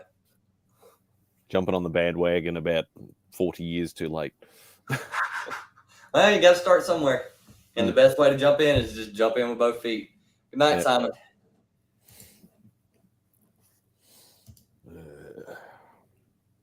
Actually, which reminds me, because he wants to do a recap. So I'll have to dig out those books that I bought. So it was you and him at the con? No, I didn't actually. Me and the missus went early. Okay. So who is this camera person? Oh, that's Tony, another guy that works with him. Okay. And he always ropes him into being his cameraman. So, but no, me and the missus, we got in before the doors opened because we had exhibitor passes. Okay. So we got in, did a few of the rounds, and then about half an hour in, it was just like a swarm of people just flooded the place. So it was very hard to get footage. So I gave up, blew my money in the first 2 hours, and then left at like lunchtime on the first day. On the first day. And we were done. I was about to say, because I've got books to get signed for Heroes Con, but I don't know if I'm going to get. At least you guys are lucky, though, because you usually get 3 or 4 days for a con. We only ever get the weekend, and that's it. Yeah. Let's see. See, some of these now I'm looking back. I don't think I should even definitely get that one done. Definitely get that one done. Because I've heard that about Heroes, that they basically only focus on comics and artists. It's not, you don't get the cosplay as much, you don't get the TV stars and all that sort of crap, or the hoopla, or I suppose you could say. All you get is the core element of what a comic convention should be. Yeah. Which sounds like sort of ideal sort of thing for me. Actually, you know what? If I can ever save up money and come over to the States. Would you go? You would probably go to a West Coast one. I don't know. It wouldn't really phase me where it would be. Like I always wanted to go to San Diego, but that's just too commercialized. I was about to say, like, San Diego was what I was thinking you would go with. It's way too commercialized now. So like New York Comic Con would be an awesome one, but I think going to a massive con like that would probably be too much for me. Yeah.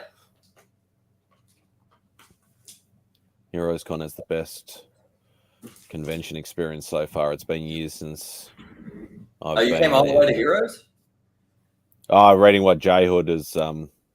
Oh, okay. I was about to say, whoa. Oh, I wish I was going to Heroes Con.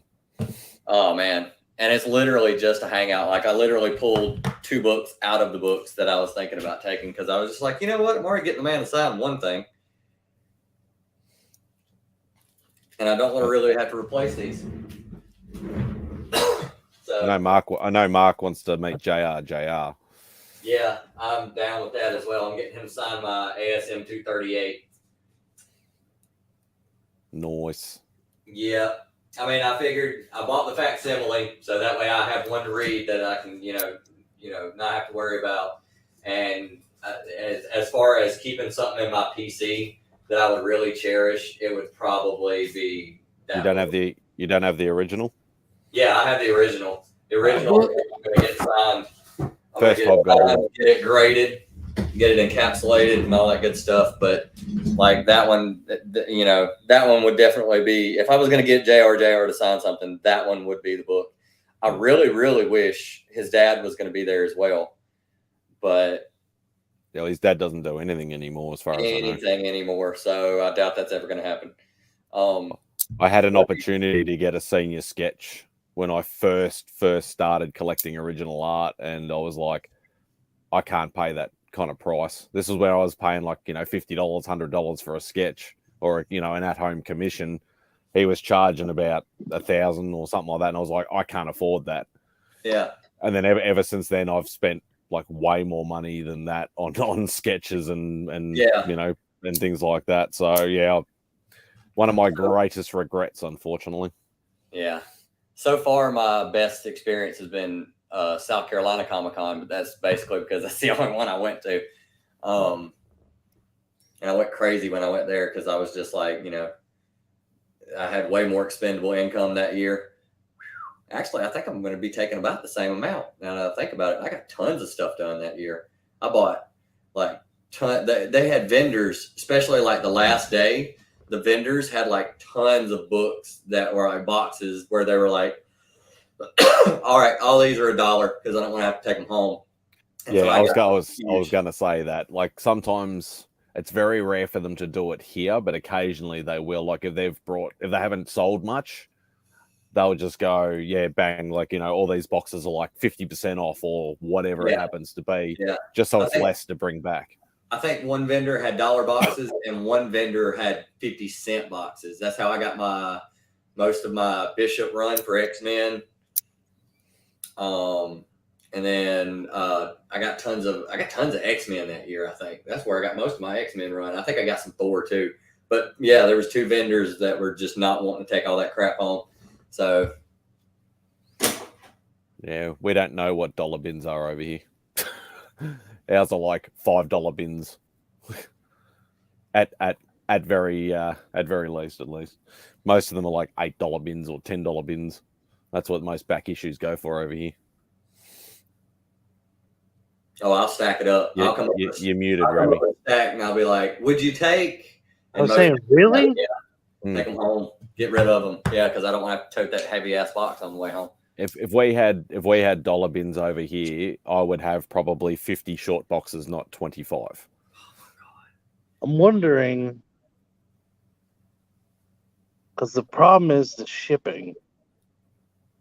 I don't know. I feel like this is like a Kramer mail situation. Like we need to figure out how to get the bottles to the recycling thing for the most amount of money. Oh my god! Like it's all in the shipping. Yeah, I'm finding it the reverse now because I'm looking into sending the the 2 slabs for my giveaway that I had or whatever like that, and I'm looking at some of the prices and going, wow, it's worse going back to you guys than it is coming here. The cheapest price I've found is Can you about ship them together? Why don't you ship them together then, and just 2 have the different other person send it out? Who's it go? Is it going to like anybody in the community, or like is it random? No, one random and one channel, but not a channel that we know. It's from the card community. Oh, yeah. So I was gonna say, if it's going to somebody else, you know what I mean? Like if it's going to like somebody we know, Mark, or I mean, you could send them both. Probably save a little bit on shipping that way, and then he can send it out. It won't cost anything. Yeah. Unfortunately, I wasn't that lucky. I was actually hoping that I was going to give it to somebody that I knew, but I'm still happy for the people to win. Hey, but, when Alan did his deal, and people don't know this behind the scenes for that, because I had a mystery box giveaway for Alan Brew. Sub him up, by the way, if you're watching or not. And the person contacted me on IG from India. Yeah. I was like, so I'm going to send them the some guy money. in the I'm sending is there a guy from India in the Legion?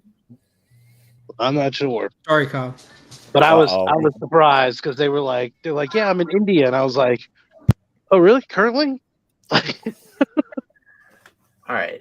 I've got construction people here, so I apologize, Kyle, if you're back there. Well, I sent him the link, and then I had to get up and go outside for a second. I need to address Mad Spidey.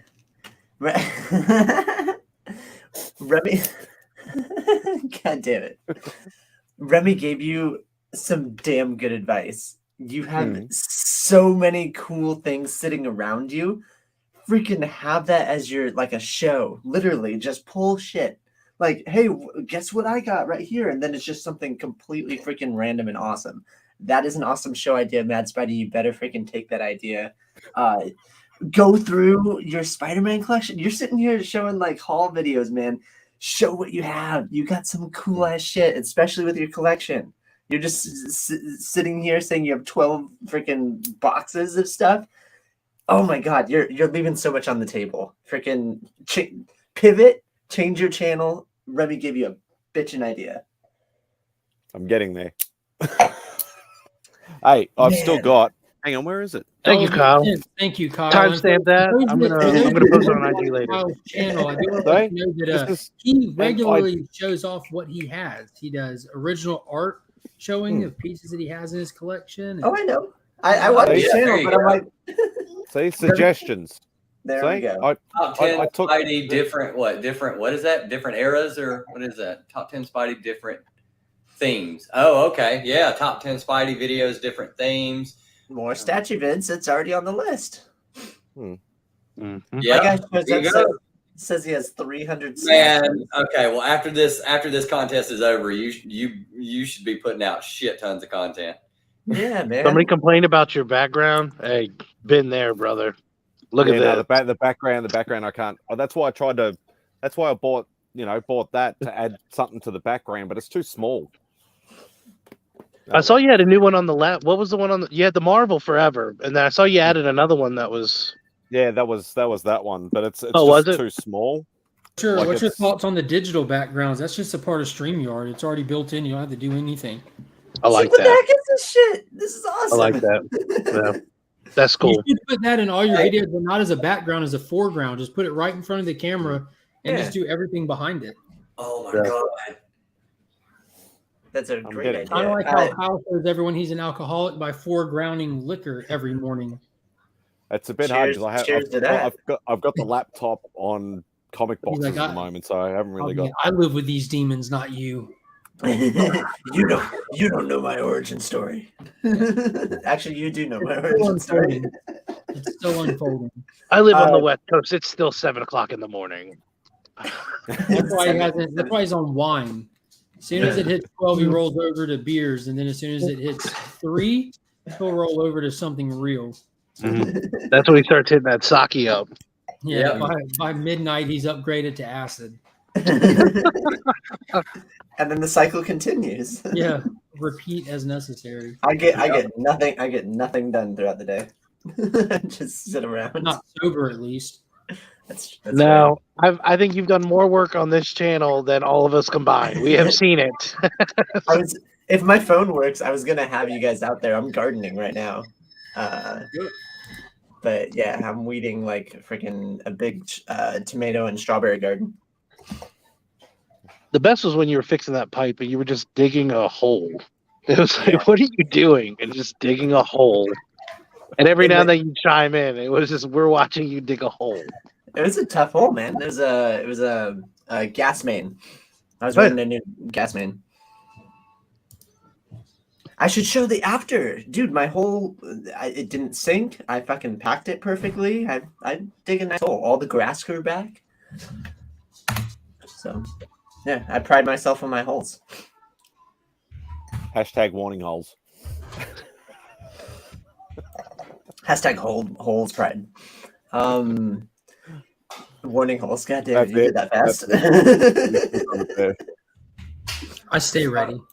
The OCD in me, Remy, really wants to paint that wall, and that's just the OCD like screaming at me. Please, just like let me. I'll fly out. I'll bring the supplies. What I'm gonna do is, so the squares that are up here, I'm gonna start putting people's names in. Just so like this will be your square, and then this will be like Mark's square, and everybody will have their own little square. That way you're a part of it, and we can all share together. I was about to say, get somebody to come in and just paint like portraits of everybody. That'll be your background. Okay, I already said it. If I'm able to monetize, okay, anything that I get from that, I'll start adding paint to the wall. That'll be where that goes. It'll be investment in the channel. Have you got any closer to 1,500, Mark? I don't know. Here on Kyle's What's Next to Me, a old burrito from last night, and a glass of wine. See if you can eat it in one bite. Tune in next week. 10 subscribers away from the 1,500 milestone. Who said that? You? Oh, I shit. said that was my I don't have 1,500 subscribers. Nobody's watching my shit like that. You want me to go make some more accounts? No, not at all. Get you there right now. No, there's no fun in that. I'd rather it take a little bit longer because I'm going to wait till I'm done doing what I got to do with this house and going out of town. And I don't even want to have to start thinking about it because I like that. I'm obviously going to do a giveaway and everything, but it's nice to the timing though because this will pace it in between now and the Ultimate Fallout 4 giveaway that we're doing currently. But I'm going to win. I don't think you will, but I know I won't. I never win anything. Yeah, I hope you don't. I don't want to have to come off my Halloween Comic Fest facsimile for the Ultimate Fallout 4 to send you. So mean. Bruh, excuse me. You can send me your second print, and you can keep that. Nah. When the guacamole turns brown, you got to eat it faster. There's a secret about that, Kyle. If you just mix it up, it goes back to green. Yeah, just stir it back up. You're good. Gross. There you go. Look at him. He's like, oh my God. You did. I'm a chemist. Just throw a block of cheese in it; it'll absorb. Oh it. my God.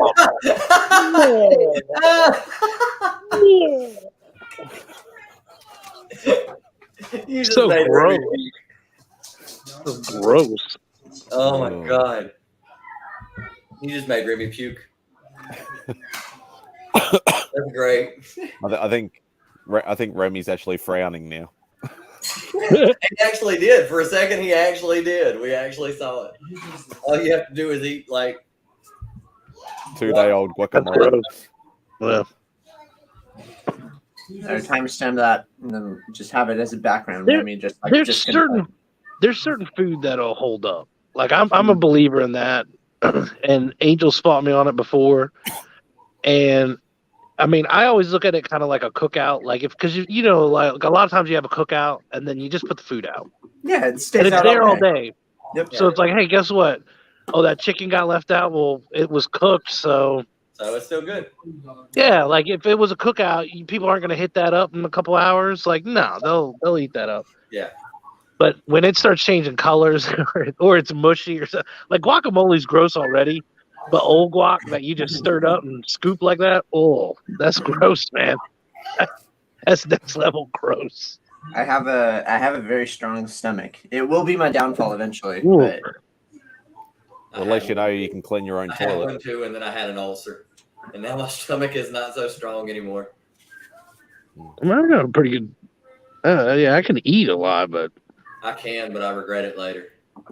yeah, But at least, at least with Kyle, though, if he breaks the toilet, he can fix it himself. There you go. Good Yeah. point. it's true. And that could be a YouTube video, so there's content for him. Oh, hey, you'll get a heck of a lot more clicks than you will for comics. I'll tell you that. Fixing a toilet, that's $1 million or a million click video right there. Yeah. That's true. You ever go to your friend's cookout? Go home. Have you ever get the eaten runs. guacamole that was left out overnight? Turn brown. I have, and this was the result. Let me show you how to fix it. Paint the bowl.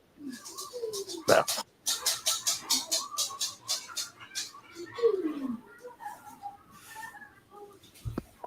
Well, guys, I think I'm about to head out and go lay down. Take it easy, sir. I will see 2 of you next week if I don't see you before that. Not if I can help it. Mark's gonna be dodging everybody. Yeah, he's gonna be dodging everybody. We're gonna be like Mark, and he's gonna be like, "Whoop!" Mark's got the whole plan down. It's like when you're supposed to go to a party that you don't want to go to, so he checks off all this stuff. It's like it's like The Office. Like he takes a picture of himself there. He makes sure that he's got just enough like info of whatever the conversation was. He'll chime in for that, and then he's out. And then Bro, that's like, how I just treat the enough. group chat. There's a group chat that they put together for those of us that we know that are going, and I just hit it every once in a while. I peek into what everyone's talking about. I know their plans or routines. Yep. And I know how to move around them. So you know how everyone goes to these cons and send and post these awesome circle jerk pictures, which I heavily approve of. Like, I just met them for the first time. Yay. I'm going to take those too, but it's going to be me just pointing over my shoulder like a head in a line in the background. Tag them in it. Great. I'm gonna tell you, I'm gonna be upset if I will be upset, Mark, if you have a picture of me from behind going into like a bathroom. Yeah, it's like it's just you. Like, that'll piss me off. There's going to be pure favoritism shown on my IG because I'm going to have a lot of those pictures. There's going to be like this Obi-Wan picture of like Remy on my shoulders with Nick on his shoulders and us wearing a trench coat, but all smiling out from it. You know what?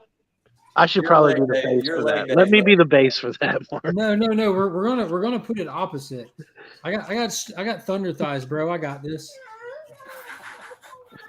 If anything, Nick should carry us. Wait till you meet Nick. Hey, I'm not joking. This is not a hype man joke. Nick is humongous. Everybody out there, if you haven't met Nick, his shoulders they're about this wide. I can't fit it in the thing. He's a huge man. And he walks in, he's an imposing fella. And he walks up to you, you're like, oh my gosh. And you look up and you're like, oh. And then he embraces you in his arms, and it's so comfortable you fall asleep on that giant bicep that he's been working on.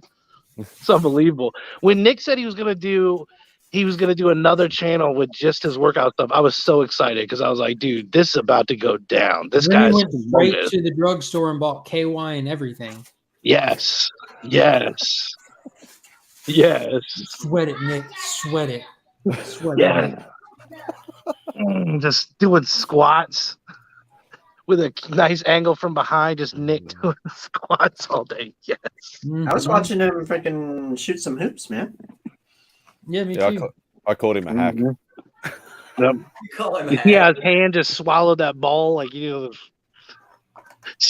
hands. Surprised it didn't pop when he put 2 of them on it. He was really aggressively bouncing that ball too. Like, yeah. He was I really wasn't throwing that shit down. into it, but he was trying to get some stress out. Yeah. He's like Shaq. He's like crushing backboards. All right, guys. I mean, if well, I was would say I hate if to I was cut 300 this off. pounds of nothing but muscle, I'd be dribbling the ball with some force as well. I would say I hate to cut this off, but I don't. I got stuff to do. Got construction people here. I got places I got to go. Got to go to the old house and load up and balance these kids at the same time. And Rob hasn't made it back from his meeting yet, so I'm just going to call it. And I appreciate all y'all hopping on. Thank you to everyone in the chat.